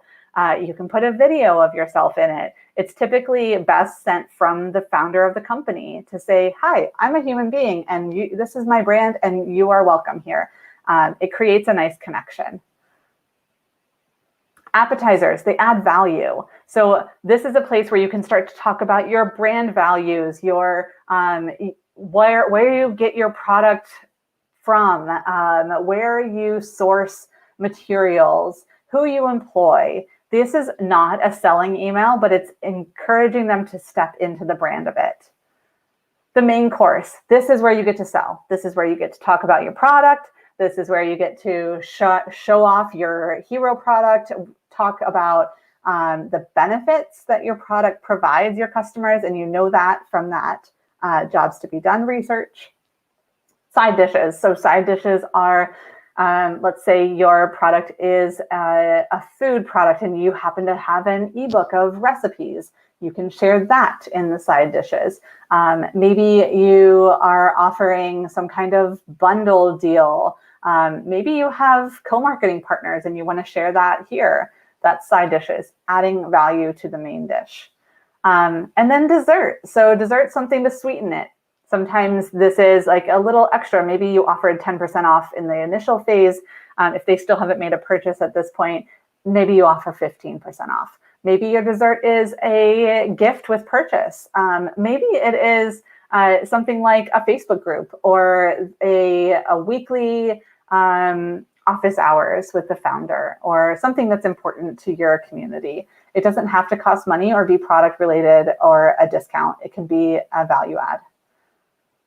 And then a return invite. You want people to come back. You want them to buy from you again. You want them to keep coming to you. You want them to tell other people about you. So that is the time where you talk about that.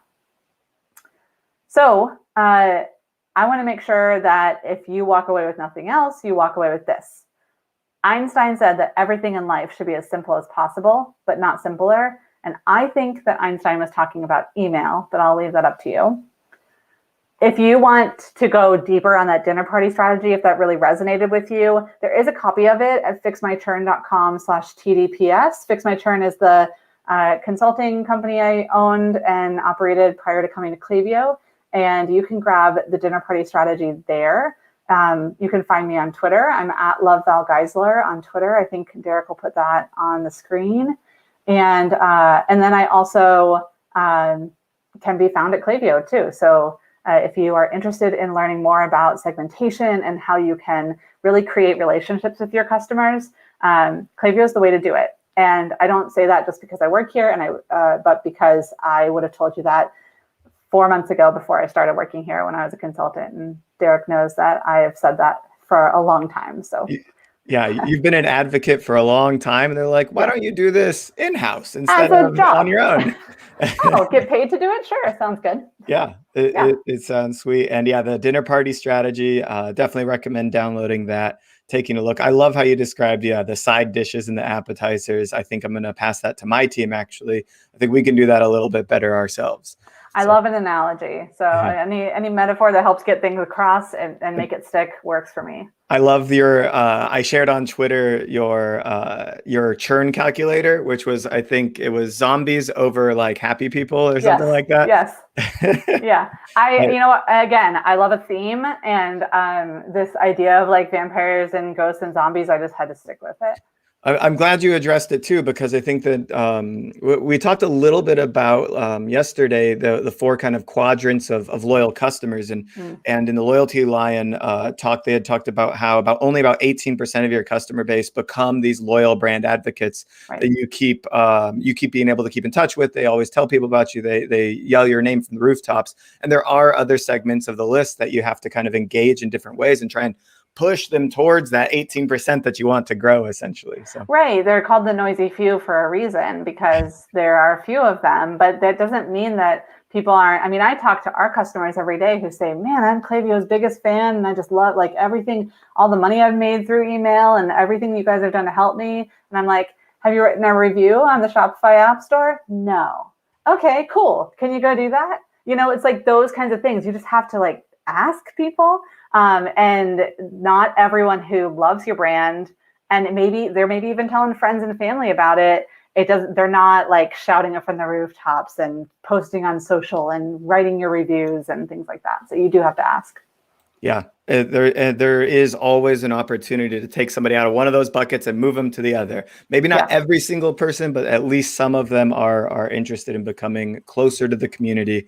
That Tom's talk about a few sessions ago about how he built a community for his company Lunchbox was really like inspiring in that sense, moving more people into the 18% or just the noisy few, as you said.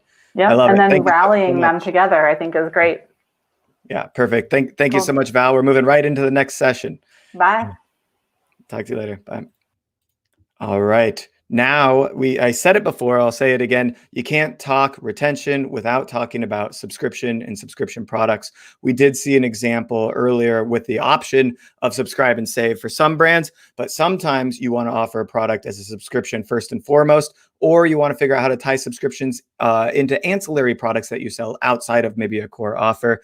That's what we're going to hear about right now from Chase from Recharge. Chase, how's it going? It's going excellent. How are you? Hey, doing good. It's been a great 2 days, and we need to cover this topic. Stat, I feel like we should have had you on earlier, to be honest, because right around the concept of loyalty and community and referring others, if we can get them to kind of not have to think about paying us money, I think that's the real secret to subscription, right? It's not a trick. It's not like you want to hide a subscription from people. You want them to know all about their subscription and what they're paying for. But if I have to actually go and purchase a renewable product or even a discovery product every month, and I have to go back to the site and buy, it's going to be a pain in the butt to retain me. I'm going to forget at some point. And so, of course, that is like the core concept of what Recharge solves for. And today we'll talk about like how to improve these metrics. And if you didn't see Val's churn calculator, the zombies over it was like the wealthy, it kind of looked like Aladdin themed, like the wealthy elite or something like that. But yeah, all right, with all that said, if you want to share your screen, I'll pass it over to you. Absolutely. Let me just find the right tab to share. Yep, find the right tab.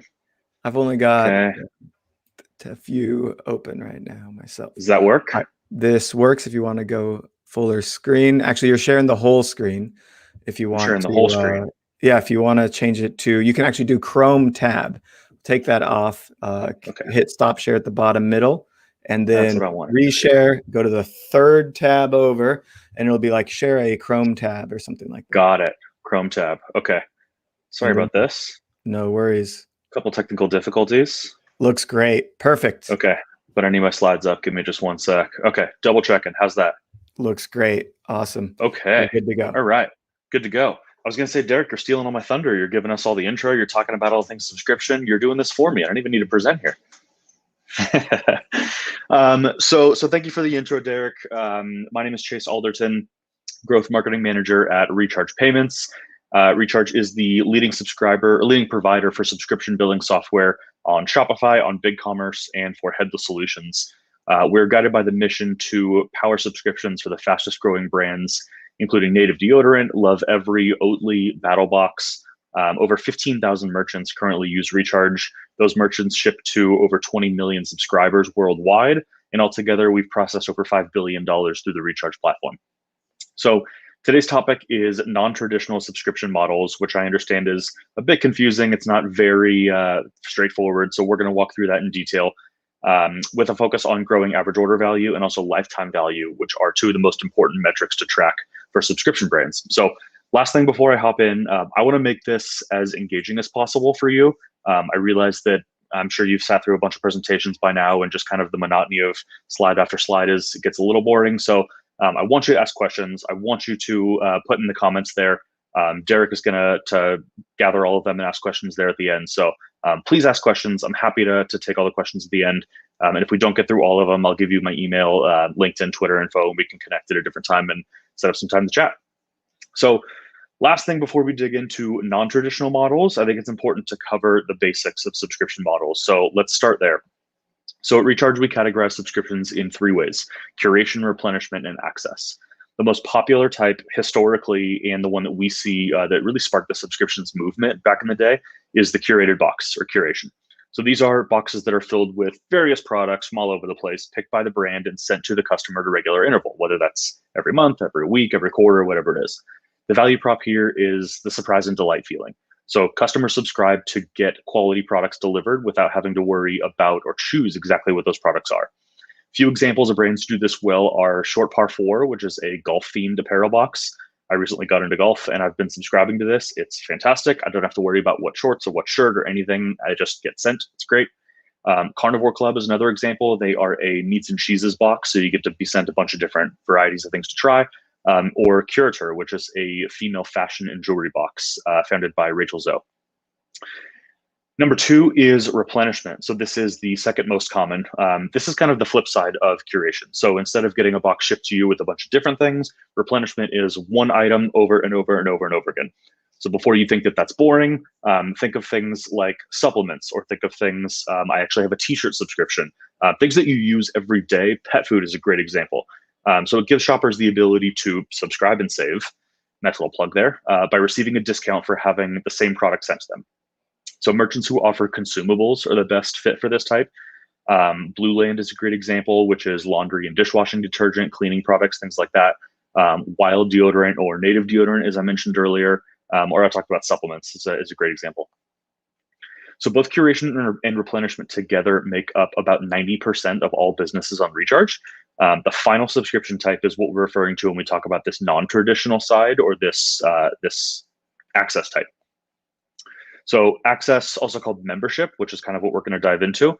Although it accounts for only 10% of brands on Recharge currently, it's the fastest growing subscription type year over year we've seen for the last 3 years. So again, also known as the membership model, instead of selling a product on subscription, you're actually selling access to a gated portion of your store, or just access to the store in general. It doesn't need to be a portion of the store. So once prospective customers actually subscribe to the brand, that'll unlock a variety of options for them how to purchase physical products. So, know it's a little confusing. Let's walk through a couple examples on Recharge and off Recharge, because there's a couple really easy ones. So Amazon Prime is probably the easiest example to understand. So we're going to start there. So when you purchase Amazon Prime, you're not actually buying a product. You're buying access to, I believe their model is 2-day shipping, free shipping, and a bunch of gated products. You can only buy certain products if you're on Amazon Prime, not just regular Amazon. Without Prime, you can still buy a large majority of those products. You're just missing out on those added benefits. Peloton's another great example.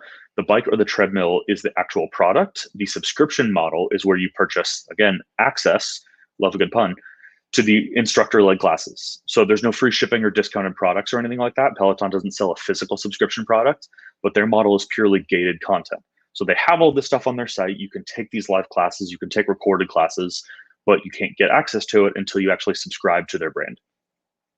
So you can still ride the bike or run without it. It's just a simple piece of equipment. There's no additional functionality there. 2 examples using Recharge, Minky Couture and Pillowcase. Shifting to D2C brands is a better example of actually physical product. So Minky Couture, give a little background, is a D2C blanket company, which is not something you would think would be sold on subscription. Most people don't need a blanket delivered to them every month. So the company was founded when the founder's daughter was in the hospital, actually. She started knitting for all the patients that were in the hospital. Soon after that, it was kind of a hit. She started knitting for family, started knitting for friends, and then she grew a business out of it. So in order to get in on this fast-growing subscription movement, she adopted a membership program. Minky created what they call the Hugs program, very applicable. So they do $20 per month. That $20 a month unlocks first access to new items that are launched on their store. So when they do upload new items for sale, they actually gate them, and you can only buy them if you're a subscriber. Also gives you 45% off all products online, gives you free shipping, and it gives you $20 monthly store credit. So that's the huge piece of this that I want to dial in on, is that monthly store credit. So before I even dial in, let's take a quick step back. You can build a membership model to be whatever you'd like. You can adapt and you can twist and you can tweak these benefits to be offering whatever kinds of things you like. Essentially, you want to create something that's valuable to the end customer. So what a couple of these brands that we're going to analyze do is they charge you $20 a month. Instead of just taking that $20 like Amazon Prime does, I think it's $8 or $12, whatever it is, and saying, okay, great, there's your access. Now you can do whatever you want. That $20 a month that you spend on Minky gets directly attributed back to your customer portal, back to your account in the form of rewards points. So it's huge because to the subscriber, they're getting immediate value. You're not paying for just the benefits. You're actually getting credited back for that membership fee. So it's a huge value to customers. It feels like there's really nothing to lose. You might as well pay into this, get all the benefits out of their membership model, and then you still have that $20 monthly store credit. Quick couple stats on Minky. In the first 3 months after launching their Hugs program, they grew to over 3,000 subscribers. So a huge number. Anything over 100 or 200 subscribers is a pretty solid success. You get to 3,000 subscribers in a quarter, that's pretty impressive. Also, we're going to talk about average order value a bit later, but $152 for an average order value is insane, seeing as the membership program is only $20 a month. So if you're paying into that order $20 a month, it's an extra $132 on average that people are spending. One more example I'll run through on the Recharge side is Pella case. We're going to refer back to them a couple different times. So again, iPhone case, not something that would traditionally be sold, month after month after month. So Pella is an eco-friendly cell phone case. So quick background on them. They were founded when the founder's kids were playing on a beach and there was a bunch of trash everywhere. And he wanted to start a company, wanted to do something eco-friendly, decided to give back to the world, found a company that actually sells a quality product, but also is able to deliver an eco-friendly value prop. So they do something similar to Minky. They do $4.95 per month, $4.95 per month. You get 30% off all orders. You get free return shipping if you don't like the case that is sent to you, priority access to new products again. And they also do this $5 credit, the $4.95 credit right back to your account. So there's no value lost. As soon as you subscribe, that money goes right back to the account and customers can use that at will. So in the same way that they offer that immediate value prop, Pella does the same.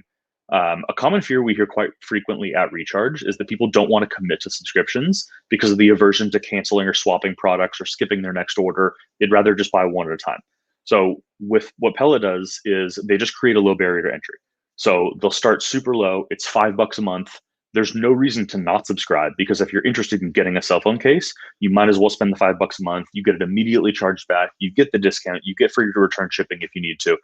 This is all about building the community. This is all about giving the end customer exactly what they want. So there's no reason to cancel. Going back to what Val was saying about keeping those customers highly engaged and keeping them interactive with your brand, this is another great way to do it. Pella's case, as far as stats goes, they grew to 7,000 subscribers, I believe, in 7 months. 60% of those subscribers are still around after 7 months. So it's a huge number. Churn is not very high. Again, we're going to talk about LTV a bit later, but LTV for subscriber purchases is actually 50% higher compared to one-time purchases. So insane numbers here. I want to pause strategically at this slide before we hop into stats because I want to, again, just emphasize, please ask questions. Please talk through your brand. Please talk through, what are things that would work well for my vertical, for my brand. We sell this thing. I'm curious about that. I want to engage. I want to make sure that you guys are getting the most out of this as possible. So hopping into some stats here, average order value is one of the biggest stats we track for subscription brands, for membership brands specifically, but definitely for subscription brands. So memberships, we kind of covered, they're different from regular curation and replenishment models. The customer isn't usually getting a product with each shipment. So you're not trying to increase average order value. For a membership model, you're trying to keep it stable. The goal here on the merchant side is to be able to take a step back, look at your revenue incoming and make sure it's consistent, be able to see that consistent growth, that people are still subscribing to your brand and you're still getting revenue coming in every month, but you're not necessarily shipping products. For the customer, it's super valuable because they don't have to spend a lot of money on a big ticket item up front. They can do this in stages and they can take month 1, month 2, month 3, make sure you gather enough credit there. And then in month 4, use all that credit and purchase an item. So it's kind of reverse layaway if you think it in a certain way for that way. So oftentimes customers, like I just mentioned, will let their monthly credits grow until they've accumulated enough points to make a larger one-time purchase. Great thing about membership models is you don't always have to use them with your credit. So if you do $20, $40, $60 in your 3 months and it's an $80 product, whatever it is, you just apply that $60 worth of credit, put in an extra $20.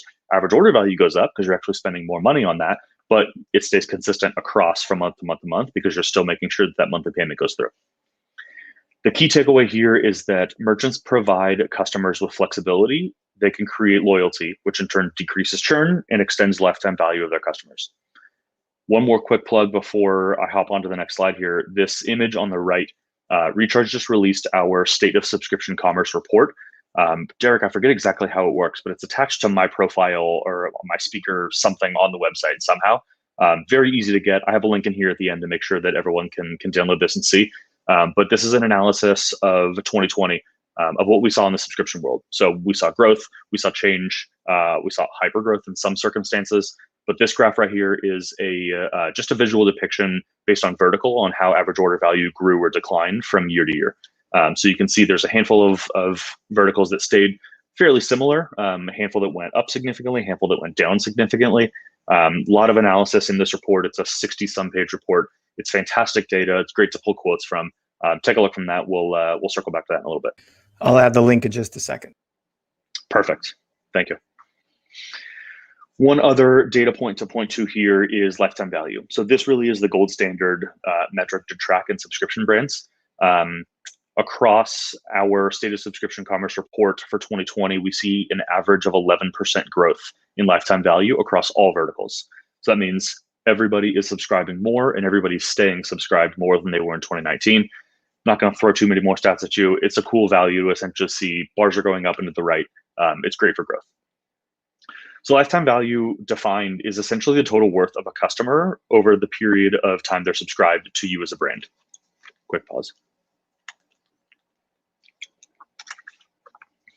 So best way to get lifetime value to increase, and this will work back to a membership model, is that sharing your why, sharing your mission, sharing your brand, those kind of things really relate to people when they're looking for products to buy. On the one hand, there are people who will just buy products as cheap as possible. One of my favorite examples is a brand called Who Gives a Crap. They sell toilet paper. So obviously, I'm not going to go into the whole toilet paper fiasco of 2020, but people who are looking to buy toilet paper for cheap, or they want their brand or whatever it is, they go to Amazon, they go to Walmart, they go to your local department store, whatever you need, you buy that. Who Gives a Crap is an awesome brand because they give back a lot of products to the environment. They make their products with sustainable products. They for every dollar they make, they give some percentage back to local schools, to local water facilities. They actually build restroom facilities all around the world. I believe they're located in Australia, but awesome brand. So there's a difference in this why versus the what. So you can definitely sell a product and you can make money and you can sell toilet paper and be done, and that's fine. The brands that are going to foster loyalty, the brands that customers will stay with, that will subscribe to, or not even subscribe to, we don't even have to look at this from a subscription lens. The brands that people really latch onto and really become comfortable with are the ones with the why. So Who Gives a Crap's mission is to give back. You can get toilet paper anywhere you want. That's an awesome example of a brand that can really do that. And it tends to see, or at least at Recharge, we tend to see brands that do have a solid why are ones that customers stay longer with, and they actually grow lifetime value even more. So best-in-class subscription brands, these top-tier merchants also focused on, obviously, one, having a greater mission, but two, providing value outside of the transaction. So Pell is a great example. Not only do they offer phenomenal customer experience, but they have the company that was founded on the basis of environmental support. I already mentioned the founder story, so great way to give back there. A lot of people reflect on that, and they can actually align with those things. But not only do customers recognize the quality of their products, but the why of the mission statement is what really separates them. So you can buy a phone case at the mall, you can buy a phone case online, wherever you want. It's the why that really separates them. So membership models have lots of benefits. Ultimately, it's a vehicle to get closer to your customers. I want to say that again slower, because I know I'm talking very fast. Ultimately, subscriptions and membership models in particular are vehicles to get closer to your customers. Where curation and replenishment models naturally foster relationship building in the subscription world, the access model and the membership model really empowers you as a business to be as close as possible to the community you create around your brand. It's arguably one of the most influential pieces of a company and should be leveraged appropriately. So one of the things I caught at the end of Val's statement, or at the end of Val's presentation there, was that being able to, what was it, that 18% of those really attached, really well bought in customers. Growing a brand is really about enabling everybody to be closer to the brand. Again, I'm kind of repeating myself at this point. A lot of ways to buy whatever product you want. People will look for brands that align with their mission statement and they align with their why. So a couple more examples here, right before we dig into questions at the very end. Brewery is another really cool example. They are LA based, but essentially it's a brewery. Their membership model is providing in-person events. So they were hit really hard through COVID, obviously. They pivoted and they were allowed to ship a bunch of different beers all over the region. I think they're expanding to a couple different states now. But what you get in their membership program is access to events. So when they launch new beers, they'll get a bunch of people together at their brewery. It's access only. You have to be a member of their club. Super, super cool brand. Drink House is another one. They do lower alcohol by volume cocktails and liquors. Really cool brand. It's actually, I subscribe to them. They're delicious. There's a peach passion fruit. It's fantastic. But one of the cool things they do is new releases. So there's not a huge membership program involved with them, but to get the new releases, they sell out very quickly. So if you're a member of their program, you get first crack at whatever they launch.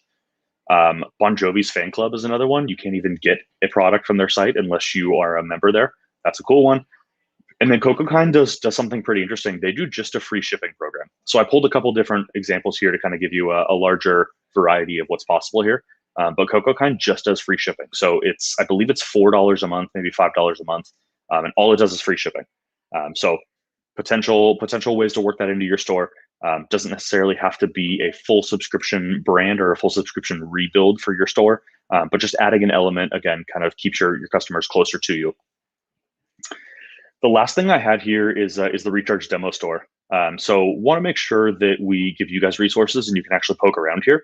I will walk through this if we don't have questions. Actually, I'll walk through this pretty quickly here. I know I have a couple minutes. Yeah. Right on. Just before I do, I want to make sure that we are very clear here. Membership models are not part of Recharge's turnkey solution. It's not easy to just flip the switch and turn it on. That being said, we do have documentation. We do have a demo store. We can show you how to do these things, and it's not that complex, but it does take extra builds. I just want to be very clear because I've seen people come back and say, oh, well, you pitched this whole thing and blah, blah, blah. I just want to make sure. It also does require a loyalty solution. So something like Smile.io, Loyalty Line, or Yapo. That's kind of the basis of how we track if you're in the club or if you're out of the club is rewards points. So those two things are huge. But outside of that, it's pretty straightforward. You don't need to really have a lot other than just using Recharge. Derek, can you confirm for me that you see this Forma page now? No, I think we have to X out and then reshare the screen, actually. Gotcha. Okay, I will do that. Pull that off. I'm looking forward to seeing this. As you do it, I have to imagine you're building towards a more turnkey membership model. Yes, we definitely are. Win. Give me the down low. Spill the bean. I don't have an exact date for you. I know that it's something between this and bundling. I know we're two things that we're really hyper focused on providing an easier solution for. So keep your eyes open. We're putting out a couple announcements in the very near future. Okay. All right. We'll wait patiently. I love it. This is awesome. Okay. Do you see Forma now? Looks good. Okay. So we built this site. It's not very well built out, but it's pretty straightforward. This is meant to just show you functionality. So a couple different ways that we can show membership here. So this is assuming someone does not have a membership. So I'm going to show you three different ways to make a membership work here and three different kind of real life examples. So if you don't have a membership, if you're just poking around the website and you say, cool, I want this product, you can add it to your cart. Do not buy it. We've actually had people send us money and we had to refund them. It's not fun. Just don't buy anything from the store. But you can add this to your cart. It works perfectly. $126, no problem. Let's go back to products again. We're assuming you don't have a membership. You're not logged in. There's no other context there. So now this is a gated product. So you can see it. You cannot buy this skirt. It's members access only. There's no way to buy this unless you are a member. You can go and become a member. based on our membership options in here. What we've done for our demo story is we've actually hard coded the login button. So if you click on log in on here, don't need to change your password. Okay, so now it says log out. So now when you go back to products, what we've also done is add in a 20% discount, 10% discount, sorry. So this long coat that was available normally is now just 10% off because we added that in as an option. The flip side is now that this members only skirt you can now buy, also 10% off.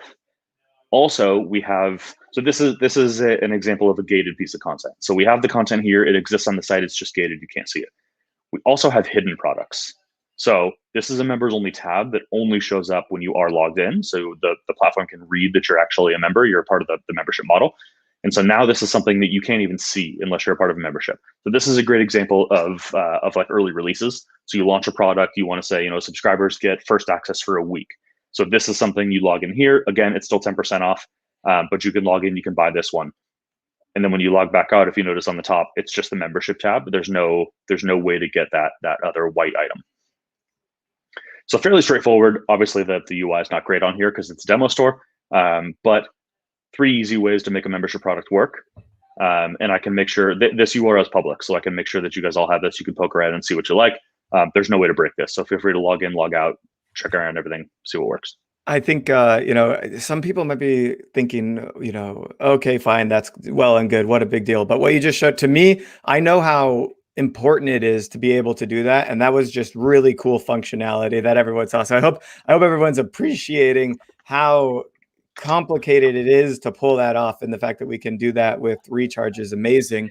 And I think that, if we go all the way back to Tom's session earlier on building a community, having niche products and discounts when logged in for that community can absolutely be huge. And then integrating Recharge with a tool like Loyalty Lion to automatically apply points, discounts, and all that stuff. It all just comes together in this beautiful cohesion that just sells more product and brings the customer a lot more value. So I love it. You are spot on. So we look forward to making this turnkey. For now, I'm assuming if I want to do this for my store, we either bring in our own developers, work through some documentation, or I know you have a network of really well-trusted developers as well, right? Yes, our partner network is one of our strengths at Recharge. I am actually on the partner marketing team, so I have connections there as well. But it's one of our favorite things to talk through is that we provide the platform, but ultimately the customization options and the customizability. Yeah. Whatever, I'm making up words now. The ability to customize your store is what creates a great experience. You don't want to mimic another store, otherwise that person could just go buy from that store. So creating a unique experience, creating a great customer experience is absolutely paramount. And we have agencies all over the country, all over the world who are top tier at that and experts on Recharge.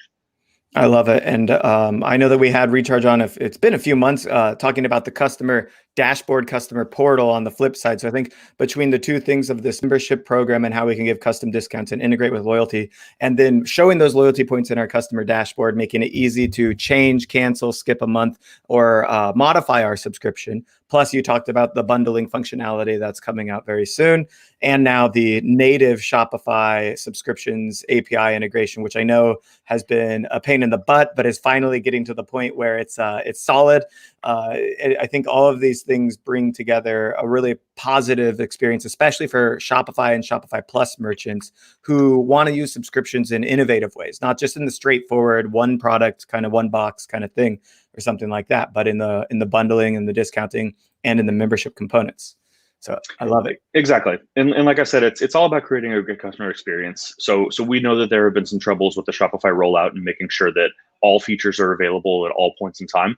To me, I'm a silver linings guy, so I just like to flip that and say there's a lot of opportunity that merchants aren't doing these kind of crazy, customizable, unique, awesome things, just because there's a couple problems with how the rollout is going. So we're excited for the future. Obviously, we're super amped to get this thing to full feature parity and be able to present a real live awesome Recharge product. But you can still do all these things using a Recharge API, using our functionality that is built in today. So a lot of opportunity. Go out there and seize it. Huge flexibility in the platform, which is what I hear about when I hear people switching to Recharge from other platforms. It's because there wasn't enough flexibility. So yeah, I love it. Thanks so much, Chase. We'll be sure to send more people to the subscription download as well, and if you guys are looking to add subscriptions, you can check out Recharge. I'll even drop our link for them in the chat in just a second. We're going to move into our next session. Thanks again, Chase. Thanks, Derek. All right. We're without even waiting for a second, I'm just bringing Valentin on. How's it going? It's going, that's for sure. It's Thanks not for staying up late for us. No worries, no worries. I'm fresh. I'm still fresh. I've just got up at 4 a.m. So let's see the better version of me. I love it. Thank you so much. And while Val Geisler gave us the coolest calculation I've ever seen, it was a picture of zombies divided by like a picture of I don't know, happy cartoon characters. I think you're going to give me the most detailed equation that I've ever seen, if I'm not mistaken. I think we'll see that in this presentation. Valentin, I'll let you introduce yourself, OmniConvert, and let's talk like get into the nitty gritty of how retention works, even from a mathematics standpoint and a little bit, of course, of a psychology standpoint, and how we continue to gather feedback. I'll let you get into it. You can explain it better than me. Yeah. So Derek, thanks a lot for inviting me, and thanks for making this kind of events happening. I think you're bringing a lot of value into the whole market, and for you that are watching over there, I'm pretty happy that you're educating yourself. I've just been into a podcast today, and we were talking about the fact that the formal education is not keeping up the pace with what's happening in the real market, and initiatives like this one with the cool people that are talking about what's going on in the broader in a larger scale of things. It's what happens, what matters at this moment, and I think it's crucially important to, let's say, take a break from the day-by-day operations and refresh and update yourself with what's going on into e-commerce. As for me, I will share my screen so that I can have visual assistance, I think. I love it. And I agree completely about formal education. It's a foundational component. I love my economics degree, but it taught me nothing about what I do today in comparison. So you layer all of this stuff on top. And certainly with presentations like yours and many others in the last 2 days, I mean, you're seeing bleeding edge technology that hasn't even been released yet, like Jason talking about where he's going with their subscription platform and all that stuff. So hopefully very helpful to merchants. I'm adding your presentation here, and I'm hiding myself away in the back end. Great. So everyone, what I'm going to show you are tactics. So you've heard about some ways to make retention happen. You've heard from Val about the segments of your customers. You've heard about email tactics. You've heard about from Chase. You've heard why subscription matters and how to make it happen. What I'm going to show you is a collection of tactics to improve your customer lifetime value. A bit about myself first. I'm Valentin Radu. I'm from Bucharest, Romania. I'm a CEO and founder. I've built 4 companies so far, 2 in B2B, 2 in B2C. I failed it with the second one in B2B. It was an epic failure, but I have this, let's say, resilience, and I'm so stubborn that I'm learning from my mistakes. And I think that's the beauty in life, that you don't interpret mistakes as the end of the world, but as ways to grow yourself.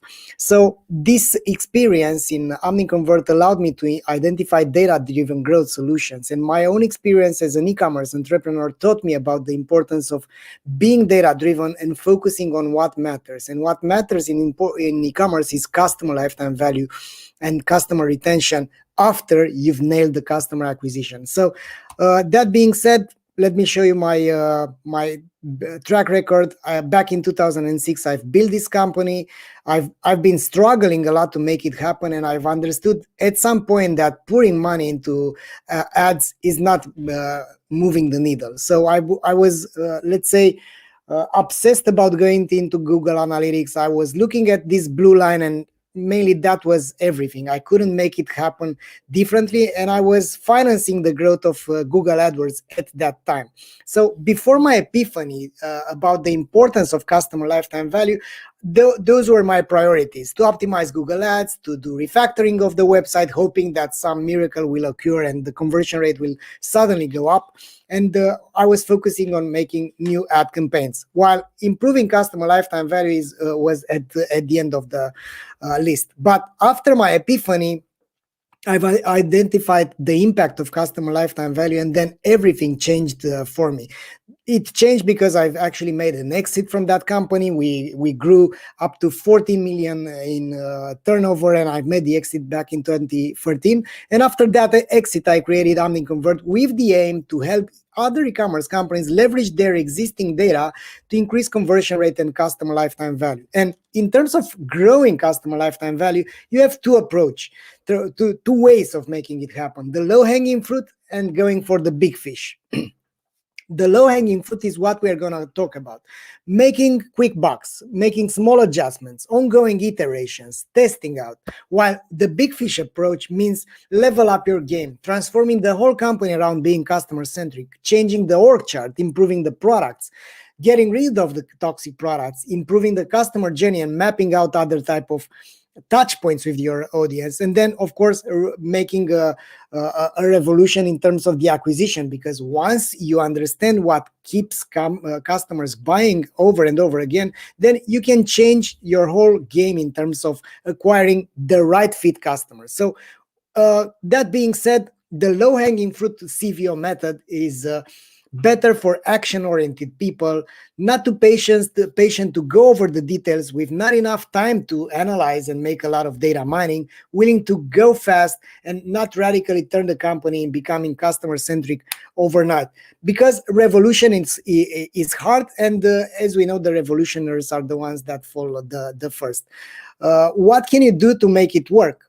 You find out where it hurts the most. You apply a prioritization method, low effort and high potential. I talk about this a lot because I forgot to tell you that I'm also an instructor, and I've, let's say, built this CVO Academy, which stands for Customer Value Optimization. So I've teamed up with Val, for instance, from Klaviyo, with Dennis Yu, with a lot of brilliant minds in the e-commerce game.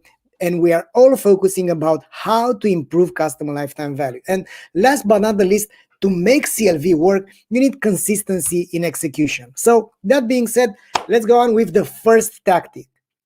The first one is to tune the campaigns to the purchase cycles. And to tune the campaigns means to take into account the time factor. Few companies are realizing that there's a thing called the ADBT, average days between transactions, right?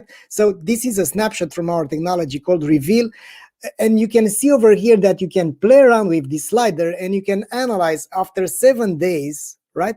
How many of our customers are placing their second order? And you can see the peak over here. So that means once you analyze this, you can understand that there's a way how customers buy, and there's a purchase cycle, and there's a way how the shop sends emails. And most of the time, the company is sending emails every week or every day or whatever, not taking into account that the customer has not finished the consumption of that product or he's not ready to buy again. So in order to do this, you can integrate this type of technologies and use Klaviyo to follow up according to when is the right time to restock, right? So once you know this, you're gonna hit the nail in the head. The second tactic is to acquire more power customers. So what does a power customer mean? You have the repeat customers and you have the first-time customer. In this example, you can see over here how many of your customers are repeat ones and how much of the total revenue is being generated by them. Once you know that, you might want to go even deeper and to understand which are the customers which are buying most second time and third time. So in order to do this, my suggestion is to do this RFM segmentation. RFM stands for recency, frequency, and monetary value. So instead of looking at all the customers the same, you can give scores from 1 to 5 for recency, for frequency, and for monetary value. So you will end up having soulmates which are the most profitable, even though they are not too many. You have potential lovers, you have ex-lovers, you have Don Juans. So these are, once you have these combinations of various scores, then you will have a Don Juan, for instance, is a customer that has 115. So the lowest score for recency, the lowest score for frequency, and the highest score for monetary value. So these are like one night standards. That's why we call them ones. But of course, you can change all those names. And the beauty is that there are technology, ours included, that allow you to do all these things off the shelf. I mean, you can get this automatically calculated, and then it's up to you to treat them differently, because you have all sorts of customers. Like you don't know how many connections do you have already. You have relationships that you establish with all your customers, but the problem is that you treat everyone the same, which is not fair, and we as consumers don't expect this as well. However, there are stubborn customers, and look at this goose over here, right? Look at this goose. I mean, she can stand bad UX, she can stand for poor customer experience, and she's still standing. And that's your ideal customer profile. These are your ideal customers, which despite all the mistakes and flaws, they keep on buying from you. And those are the soulmates, right? The customers that keep on buying, and they have the best results. And once you understand which are your ideal customer profiles, then you can use these power customers to build lookalike audiences and find more customers as the best ones. And in order to do so, you build the audience based on the soulmates RFM segments. You push this data through Facebook, then the Facebook algorithm finds more users like the soulmates, and then the users are attracted thanks to the high relevant ads. Of course, it's not going like in the first day. You need to tweak the campaigns, you need to tweak the messaging, but fact is that even Facebook recommends you to do this, right? So even though that's from their help, if a source audience is made up of your best customers rather than all your customers, that could lead to better results. So that's something that you can find. I'm not gonna show it right now, but this is something that we can do with Reveal. So the idea is find your best customers, and then let's say acquire more customers like the best ones, and that will mean a higher customer lifetime value. Then focus on the right products. You have all sorts of products, and you can have products that look good in terms of revenue, but if you look at the what happens afterwards with the feedback and with the return rate, then you can find out different type of products. So you can find products with a high revenue but low net promoter score and a low return rate. So once you understand this type of mixing the products, then you will be able to find some underdogs, right? Like this one. This has the highest net promoter score, so is one of the most appreciated products out of these 5, has a very low return rate, but this is not looking so well in terms of sales. However, product E, which is the next, is generating larger sales, but the return rate is high and the NPS is low, which means that's churning your customers. So you might want to understand, if you have more SKUs, you might want to use these tactics so that you can, of course, eliminate the toxic products and bring on more products like the best ones. Going further, number 4, surprise and delight the new passions. What we call the new passions are customers which are having the highest recency, so they've just started to buy from you, the lowest frequency, which means they've placed only their first order, but the highest monetary value. So from their first single order are among the best ones, the best customers that you have in terms of the customer lifetime value, which means they have the highest recency, the highest monetary value, and the lowest frequency. So BJ Fogg, this behavior economist, it's a great guy. You can check out his books and his talks as well. So he says that there are only 3 ways to change the human behavior. Either you have an epiphany, let's say you are smoking and your doctor says you have 2 more years to live. You change your behavior, right? Then you change the environment. There's that saying that you show me who you are spending the most time with, and I'll show you who you are. So, and then create tiny habits. So in order to change the human behavior, but the customer behavior, you need to create them those tiny habits. And in order to create those tiny habits, you need to make sure that you stick into their mind. And to stick into their mind, you need to give them a small epiphany, right? So to give them a small surprise. Once you give them a small surprise, you can find out all these interesting things, because you have, let's say, 100 of your best customers that just placed their first order. Those are the new passions. As time goes by, after 30 days, some of them are placing 2 more orders, and we call them the lovers. Some of them place only 1 order, and they call the potential lovers, right? We have 5% of them lovers, 20% of them potential lovers. Then 75% of them will be new passions, right? 0 orders. So we will stay the same. But if 90 days are passing, we will call them not to lose customers. And as you can see, some of them placed another order and they became lovers, and so on. There are a lot of flows between them, between these states. What is important is that as time goes by, the RFM segments change, because this is the dynamic, right? And once you understand this dynamic, you will see that out of 100 new passions, you've made only 6% of them soulmates. And your purpose is to act in the first days, right? You look at the purchase frequency, you look at the average days between the transactions, and you come up with surprise and delights for them.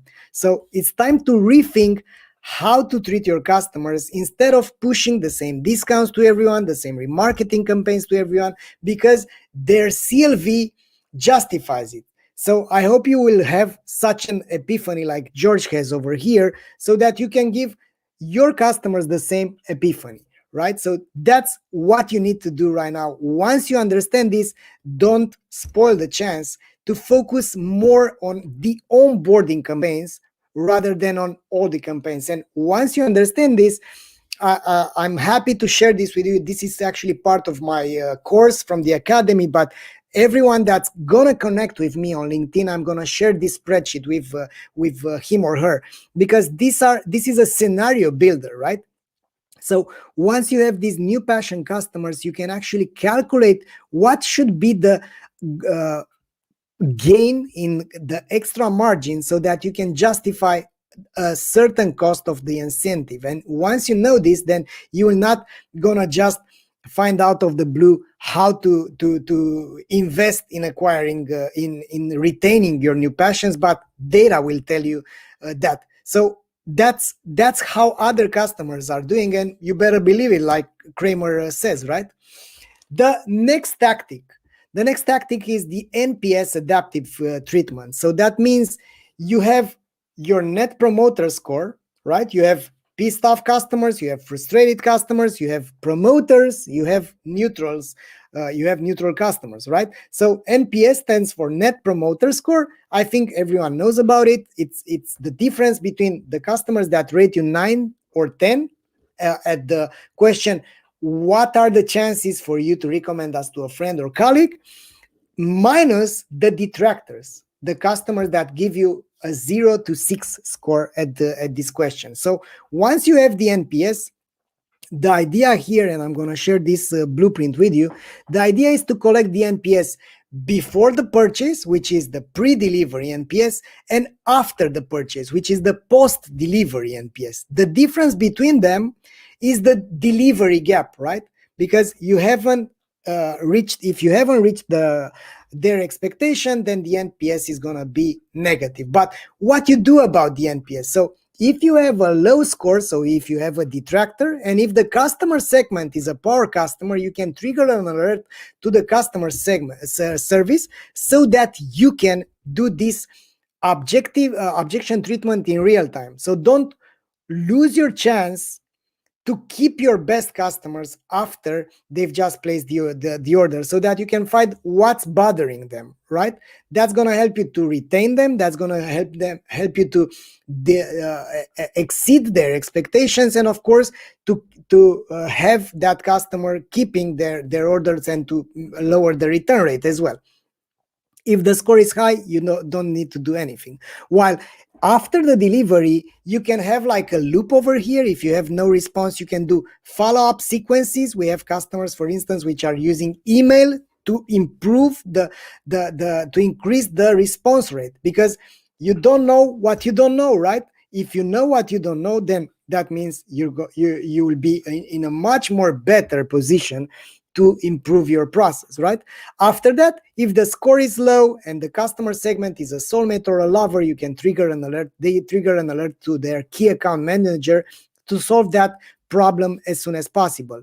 And all of this data, it's going into an anomaly detection so that your team is aware about the top 3 issues that you have and you need to solve. Because if you have a problem which repeats itself, it's clear that you need to fix it right away. So you can find this blueprint over here. Going further, the 6th tactic is offering concierge support for power customers. We have a lot of important customers that we don't treat differently, right?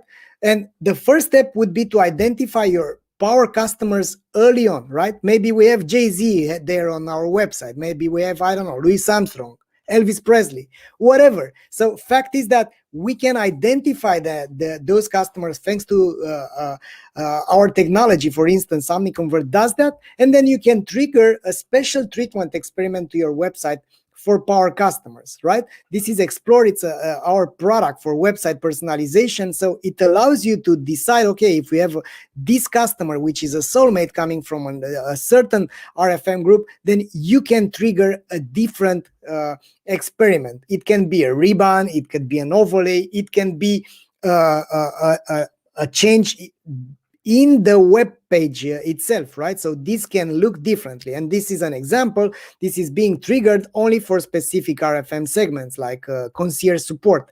So things that you can do with this type of approach, you can offer concierge support, you can offer an early access, you can offer them a special promotion because you know that you can afford a different promotion because you have over there your soulmates, let's say, or you want to reactivate some ex-lovers.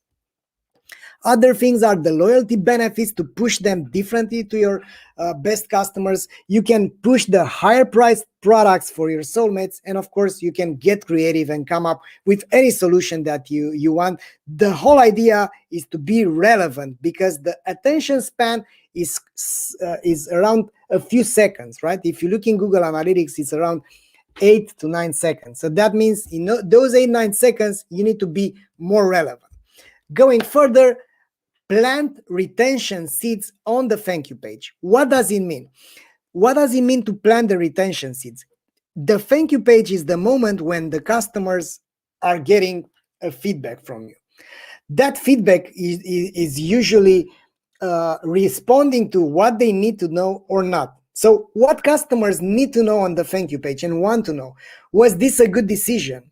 What if they don't send me the product? When will I get it? What if I want to return it? Because you don't want to have the buyer's remorse, right?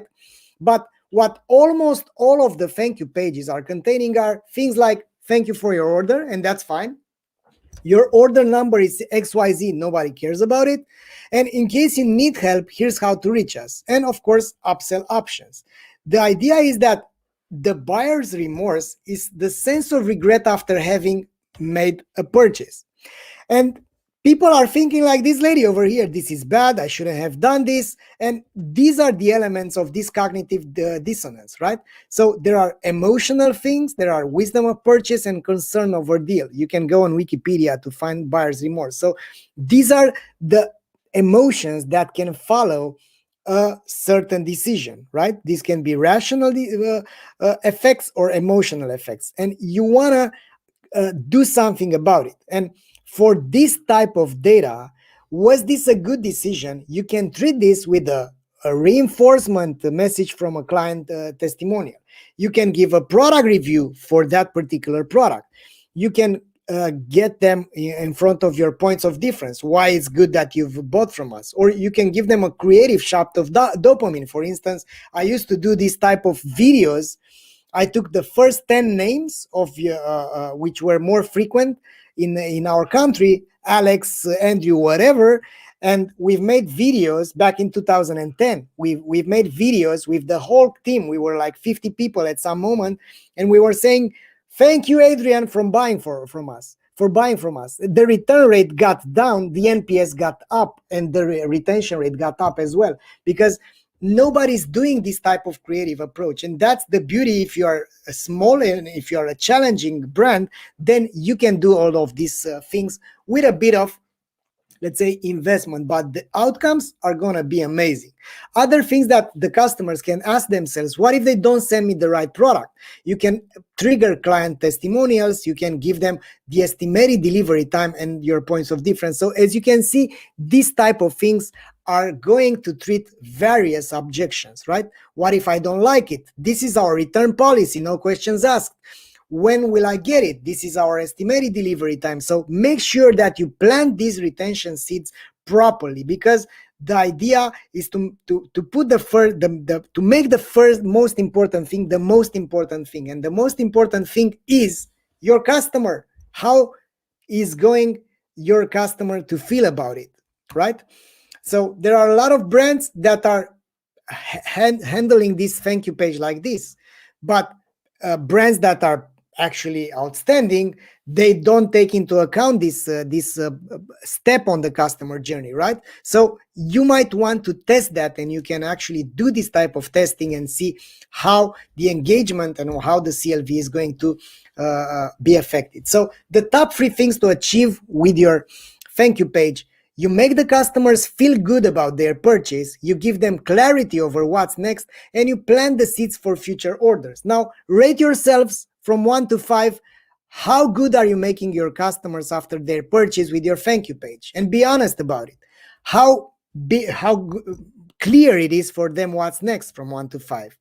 And how good are you at planting seeds for the future orders? Like invite them to a community, invite them to subscribe to your cool newsletter, and so on. Rate yourselves, and then you will leave this event with a to-do list, right? The next tactic, the unboxing campaign, right? This is the most undervalued, understated campaign, right? Because the unboxing campaign is the only one that acts like a Trojan horse. So you can use it or not. Most of the e-commerce companies are sending the package without, let's say, taking into account that they can do something about it. So the inserts in the package are incredibly impactful because they act like this Trojan horse, right? But most of the companies are not putting anything in that Trojan horse. I hope you know the story of Troy and how it was conquered with soldiers which were hidden into a gift that the Greeks gave them. So the 7 reasons why you need to consider inserts. First is that you respect the under promise over deliver principle. Deliver more than expected. Second is that the package inserts are cost effective, and you can control the cost against the customer lifetime value and the AOV. You can personalize the inserts only for specific RFM segments where you can afford to give something extra. The cost of delivering the message has already been paid, right? So you have that delivery over there, and you can actually get in front of them with the physical stuff. You can do cross sells that are highly relevant, like sampling, right? The package inserts are a great way to get rid of products that don't sell. So instead of waiting for to sell some low value products, maybe you can consider offering them as gifts to the customers that matter. And 7, effective inserts are increasing the CLV, and they do that on autopilot. So once you nail it, then it goes automatically. You just need to take into account to have it as a process in your fulfillment. The things that you can insert are these: thank you letters, simple thank you letters, right? They do the job better than nothing. Discount coupons, right? And we're playing a lot on this area because many brands are blasting their audience with discounts, but maybe there's a smarter way to do it. And in order to do it smarter, maybe you can tweak it around. You can do, for instance, things like a special landing page that's going to be adapting to the RFM segment, and you can give a different discount coupon and according to how valuable that customer is. Surprise gifts, You can even send books. I've just received a book from after I bought a small device about focusing and an app. I got a small book which was fantastic about how to focus. Then product reviews invites, product samples, the product catalog, right? Even though it seems outdated, it's not. If your type of company it's delivering a larger assortment, then you can give this printed product catalog. Don't forget about IKEA, right? Then bookmarks. As you can remember, maybe bookmarks was a strategy for Amazon back in 1990 something. And you can see that the let's say these type of things, the small gestures are pretty important, because those things are incredibly impactful. This is a letter being sent to chewy.com, right? An actual card which was handwritten by someone from the customer support. So, sorry, how to decide over these package inserts? I've built for you this decision matrix, right? It's a 2x2 matrix. We have 4 quadrants.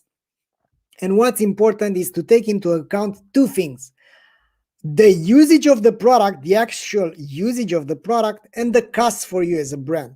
We can insert things like watches, right? If you're buying crazily expensive goods, maybe you can insert even a watch, right? You can insert a wallet, because this is a high usage, right? You can insert wallets, you can insert a wine opener. As you can see, as we go here, the usage is going down, right? You can insert hats or coasters, you can insert bookmarks and so on. So the idea is to stick to the first quadrant, because here the cost is low and the usage is high, but the perceived value is going to be low as well. The idea is to come up with things that are also having an emotional impact on your customers. So when you decide over this, take into account this type of axis. The next tactic is the re-engagement scenario, right? So you can let them just go. I mean, you can leave it to your customers when they will come back, or you can have this tailor-made approach. So you can have the one size fits all and the tailor-made approach. But one size, the problem with the one size is that it doesn't fit none, right? Because it's not highly relevant for all your customers that recently bought from you. So this type of approaches, as you can see, are mostly effective because they make sense for who you are, right?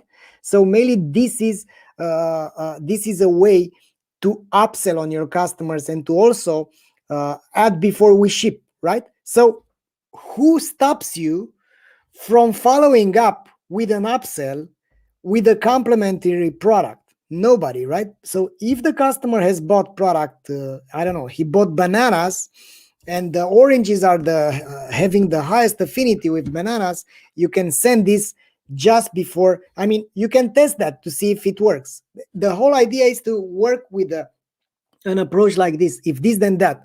If the first order has been placed, insert the thank you card in the package. If the second order has been placed, send a surprise gift. So you can tweak around all those things. I have a lot of examples like this, but I don't want to, let's say, bore you with that. The whole idea is to identify the working tactic that works for you, right? So that you can you are being perceived as a cool brand that actually delivers more than expected, right? And because of that, I mean, if you plant those type of seeds, the customers are being affected by this Zeigarnik effect, right? If you send something to them, then people will remember. If you are if you send them something, they will remember that they have to do something, right? So people remember unfinished or interrupted tasks better than completed tasks. And this is a thing that you can use to your leverage, right? If you send them something and then you can follow up, because it's like you have a legit interest. It's you don't have to justify why you are in their inbox, because you've just sent them something. Then optimize the minimum order value. There's a thing called the price price elasticity. And in order to find the right pricing for your products, if you don't have a fixed price, or if whatever, you're not an international brand that has this policy, but if you're a direct to consumer and if you want to test that, the idea is to find out which are your best customers. And this is a bit more heavy from a math point of view. However, what matters is to look at your RFM groups, look at how much they've spent, how many orders, what is the margin, what is the revenue per customer, what is the purchase frequency, as you can see over here, and then understand that those type of customers like apprentices and breakups, which are new low value customers, and inactive low value customers, like lost low value customers. For this type of customers, if the customer acquisition cost is the same, then that means you are actually not making too much money, right? So if their AOV is so low, that means you are losing money for those customers. And the idea is to find out what is the AOV that justifies you doing business. And in order to do so, you need to calculate it and to understand. First, you do the math, you understand from the RFM what's the threshold to be profitable. Then you run an A/B test, you split the traffic and propose a higher minimum order value for new customers. You analyze the impact. If the revenue per visitor is too low versus the forecast returns, go back to step 2 and tweak that experiment, right? Reassess the price. And then if you have a winning experiment, set the new minimum order value as the default policy of your store. This is the standard after you've nailed that, right? After you find the AOV. Then 11, use coupons to improve the customer lifetime value. I think this is the most, let's say, used tactic to do it, because as you can see, 90% of consumers are using coupons. But this is a double-edged sword. The first edge is that you have a higher purchase frequency, the higher chances to re-engage customers, the higher chances that customers get acquainted to buy from you. The other side of the coin is that you have a lower perceived value, right? Because your brand has the value, right? If you keep on discounting, that means you can end up not being so attractive anymore and so aspirational. Then the other problem is that you lower your margin, and customers can get used to get a discount every time they buy. So this is these are the things that you need to take into account. So what is important when you do coupons is to take into account the loss aversion. Loss aversion refers to people's tendency to prefer avoiding losses to acquiring equivalent gains. It is better not to lose $20 than to gain $20, right? So mainly you need to check this out on your own website, but my suggestion is to use the loss aversion. So it's better statistically. So far it worked, and all the A/B tests that I've seen, and with OmniConvert there are around 30,000 experiments that various e-commerce companies have done. So I've been looking at this data.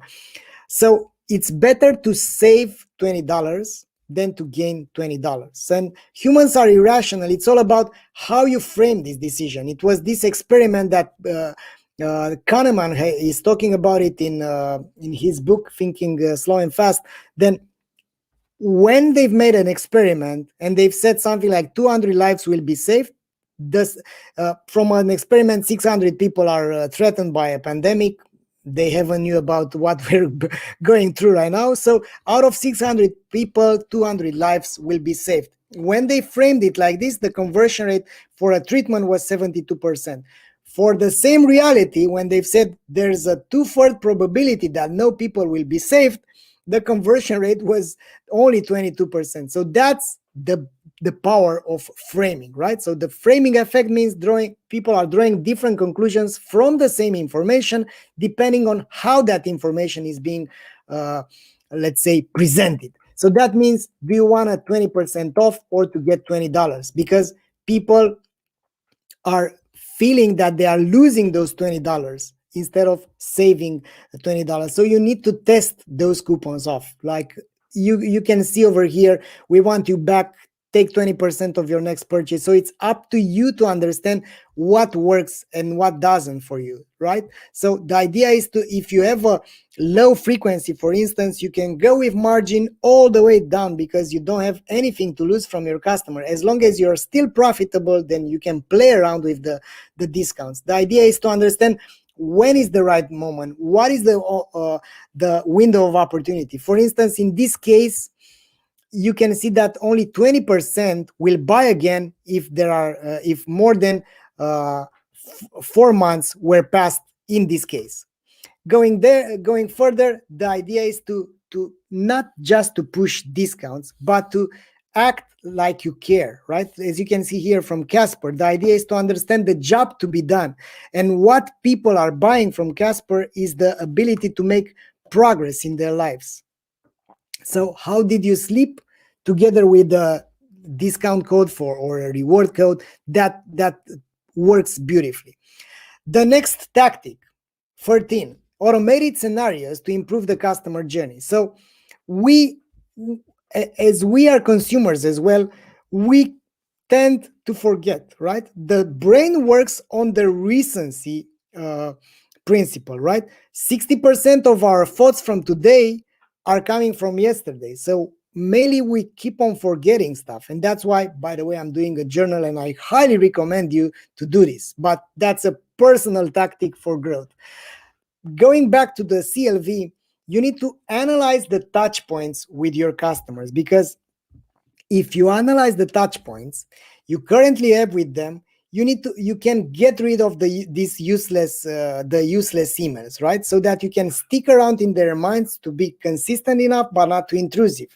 You can instruct the customer on how to get the most value from your products, and then plant the seeds for the next purchases. Then you position your company and you make sure that you treat customer requests properly. So mainly, in order to, if you do this, you will be able to prevent churn by being relevant according to the customer's expectations, right? So if you have these scenarios, right? Imagine that you're a consumer and you remember the moment when you buy the first time from a shop, they drop the ball and don't deliver your goods as promised. However, they also chase you with unstoppable ads to buy again. So what I'm stating here is that you need to do these scenarios. If this, then that. You need to identify these scenarios and you need to make sure that you're stopping ads for a customer that already has a ticket with you, or at least you are relevant, or at least you wait for 3 days after you are making sure that he received the product before pushing other discounts on him to buy again. Or the moment when you received a damaged package after waiting for 12 days to receive it. I'm sorry, just a second.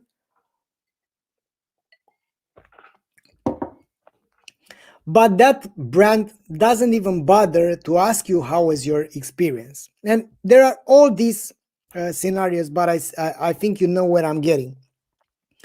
If you will connect with me on LinkedIn, I'm happy to share with you all these scenarios, right? The post-purchase automation scenario for e-commerce, but time is short and I'm not going to be able to explain it right now. Then the next tactic, build a CVO squad in your company. So mainly you need to have, if your company is a bit larger, you need other people like you. You need to sustain the CLV cause. So to change the customer behavior, you must first change the company behavior. So nobody said that, but I did it and you better believe it, right? So as you remember, there are 3 ways to change behavior, but you need to change the company behavior, not only the customer behavior. So to change the customer behavior, the company behavior, your decision makers, either they will have an epiphany that you forced on them, either you need other people to sustain your cause, to change the environment, to have the critical mass of people that are sustaining the cause of being customer-centric, looking at product assortment, improving the customer experience, and so on.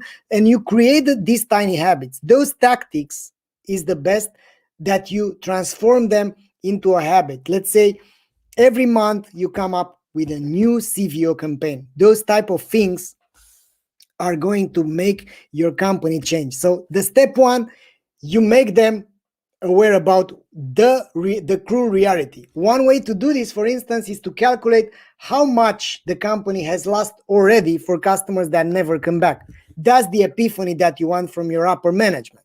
The second step, you change the environment. So you get other people with you. And then there are these tiny habits like, let's do this every month, right? Let's do this every week. And in this case, you're going to outpace your competitors because these habits are going to make your company thrive down the road. And the fifth tactic number 15, right? It's too late here. It's like, I don't know, 11 p.m. So the next tactic is, and it's my gift for you, use OmniConvert Reveal, right? What we are doing is segmentation on steroids. So we are integrating, you are capturing first-party data, we are doing this segmentation with Reveal, and then we push this data to various channels, to SMS, to ad tools, to Klaviyo, to Explore, to do website personalization, to do SMS campaigns. And once you have this type of technology, it's going to be much more easier for you. So if you connect with me on LinkedIn, I'll be happy to give you a very friendly treatment, right? To give you a gift so that you can test Reveal for the next 3 months with no strings attached, right? So, and on top of this, my team will assist you, and I'm happy to jump into a call with you to show you more about it. And another thing for you, another gift that you've stayed to watch me in my tired version, let's say, is this free course. So as I've told you, we have this CVO Academy. We are, let's say, completely hypnotized, obsessed, and passionate about customer lifetime value. And we have the full course, and we also have this free customer value optimization course. So you can get it on this link for free. And feel free to connect me on LinkedIn. I'm all yours. So if you're passionate about lifetime value, I'm also passionate. Thank you for watching me. And I don't know, Derek, there are any questions? Thanks so much, Valentin. You dropped so many knowledge bombs there. I've been sharing your LinkedIn, and we've got the link to OmniConvert and the CVO course. I think you frightened me with that post-purchase sequence flow there. I took a screenshot of it. I'm going to zoom in later to see all of these different trees going on. I'm a decision tree guy myself, so I like seeing all the possible paths. And I really loved how, you talked about, well, first, I actually, a lot of different knowledge bombs. I was going to say that when you were anding two kind of situations that happen to people and really understanding these are the different types of journeys. And that's scary because that if that's a 4x4, that leads to 4 + 3 + 2 + 1. So 9 different tree options, right? Which is which is a lot of things to think about when we're segmenting, following up with people, and thinking about how to better market to them and understand how they're different than others and how they went through a different experience. And then I really loved the idea of changing the company behavior first. I think in a lot of, especially established and frankly stagnant organizations, everything you just talked about starts with getting buy-in from the executive team or the higher ups, and then moving into the approach of understanding the customers better. You can't do it without buy-in, and you can't make change unless you're willing to make changes within the company. So, that was amazing. We're a bit over time. So thank you to everybody that's still around here. Really enjoyed this session from you. We'll make sure we've got all the plugs here and in our show notes document to make sure that everyone can get the course, follow you on LinkedIn. And trust me, the value of following him on LinkedIn, they've got all sorts of content and things going out, not only these free downloads and the course and all of that stuff, but a lot of great podcast content and other events going on. You guys are working really hard at that on your side as well. So thanks so much for joining us, Valentin. I'm going to just say a final few closing thoughts and then we're out of here. Thank you, everyone. Talk to you later. Awesome. Definitely check out their course. Check out OmniConvert at ecomtech.link/OmniConvert, and be sure to connect with Valentin on LinkedIn. He's just always been a really nice and honest guy with me, and I had the pleasure of meeting him at a couple of growth marketing conference events a few years ago. And we just kind of connected and have always kept in touch since. It's amazing to see what he's done with OmniConvert, building the platform to where it is today. All right, so that is it from our 2-day event, the Future of E-commerce Retention and Loyalty. What did you think? I would love to know your feedback. We are, in fact, going to send you a survey probably tomorrow, I think, to ask about what you enjoyed, favorite sessions, how well I did, if you had any technical issues, all of those things to make sure that we're putting on the best events possible. Our next one is going to be e-commerce day, social media, or e-commerce day remote social media as part of the e-commerce day series. Then we've got the Future of E-commerce Global. Then we've got, we have the Future of E-commerce Building a Digitally Native Vertical Brand, August 4th and 5th. The Future of E-commerce Global later on that month in August. And then, of course, our annual Black Friday, Cyber Monday Best Practices coming up in September. I hope you can join me for some or all of them. My goal is never to overwhelm you with information or content. I just want you to stay on top of the industry as it is growing and changing so fast. So attend the events, attend the sessions that you think are most valuable for you. But at the end of the day, you have to get back to work, executing your business. No one is going to get it done. I'm not going to do it for you. I can give you advice on it, especially if you want to talk tech tools with me anytime. You can go to ecommercetech.io, click on the Get Free Consultation. It really is free. There's no catch. We just sit down for an hour, review your tech tool stack, look at what you've got going on right now, maybe how Klaviyo, Loyalty Line, and Recharge are working well with each other, looking at the growth rate of the company, looking at average order value, lifetime value, and trying to come up with an idea of where opportunities lie within the business from a technology standpoint, where the bandwidth is to actually execute on testing and deploying technology, and then build a roadmap on which tools are going to generate the most revenue for the business or save the most headaches in the business or basically allow the business to grow and scale as fast as possible. That's my entire job. I do this for currently over 170 merchants. I'd love to add you into the mix. We love doing this. We're able to do it for completely free at no cost to you because of our extensive partner network of over 220 technology partners now. And I think we had 7 signups today for new technology partners. So the landscape is growing quickly. And I can tell you it has become a headache to manage as we've grown in our own kind of popularity as well. And so my job is to shortcut that process for you. I stay on top of the technology landscape. I become your e-commerce technologist, all for free because of the platform that we've built. We're able to help you stay on top of this fast changing landscape. All right, that's my pitch for me. Thanks again to our sponsors, Gorgeous, Recart, Rebuy, and who am I forgetting? Recharge and Loyalty Line. Duh, of course, the bread and butter of loyalty.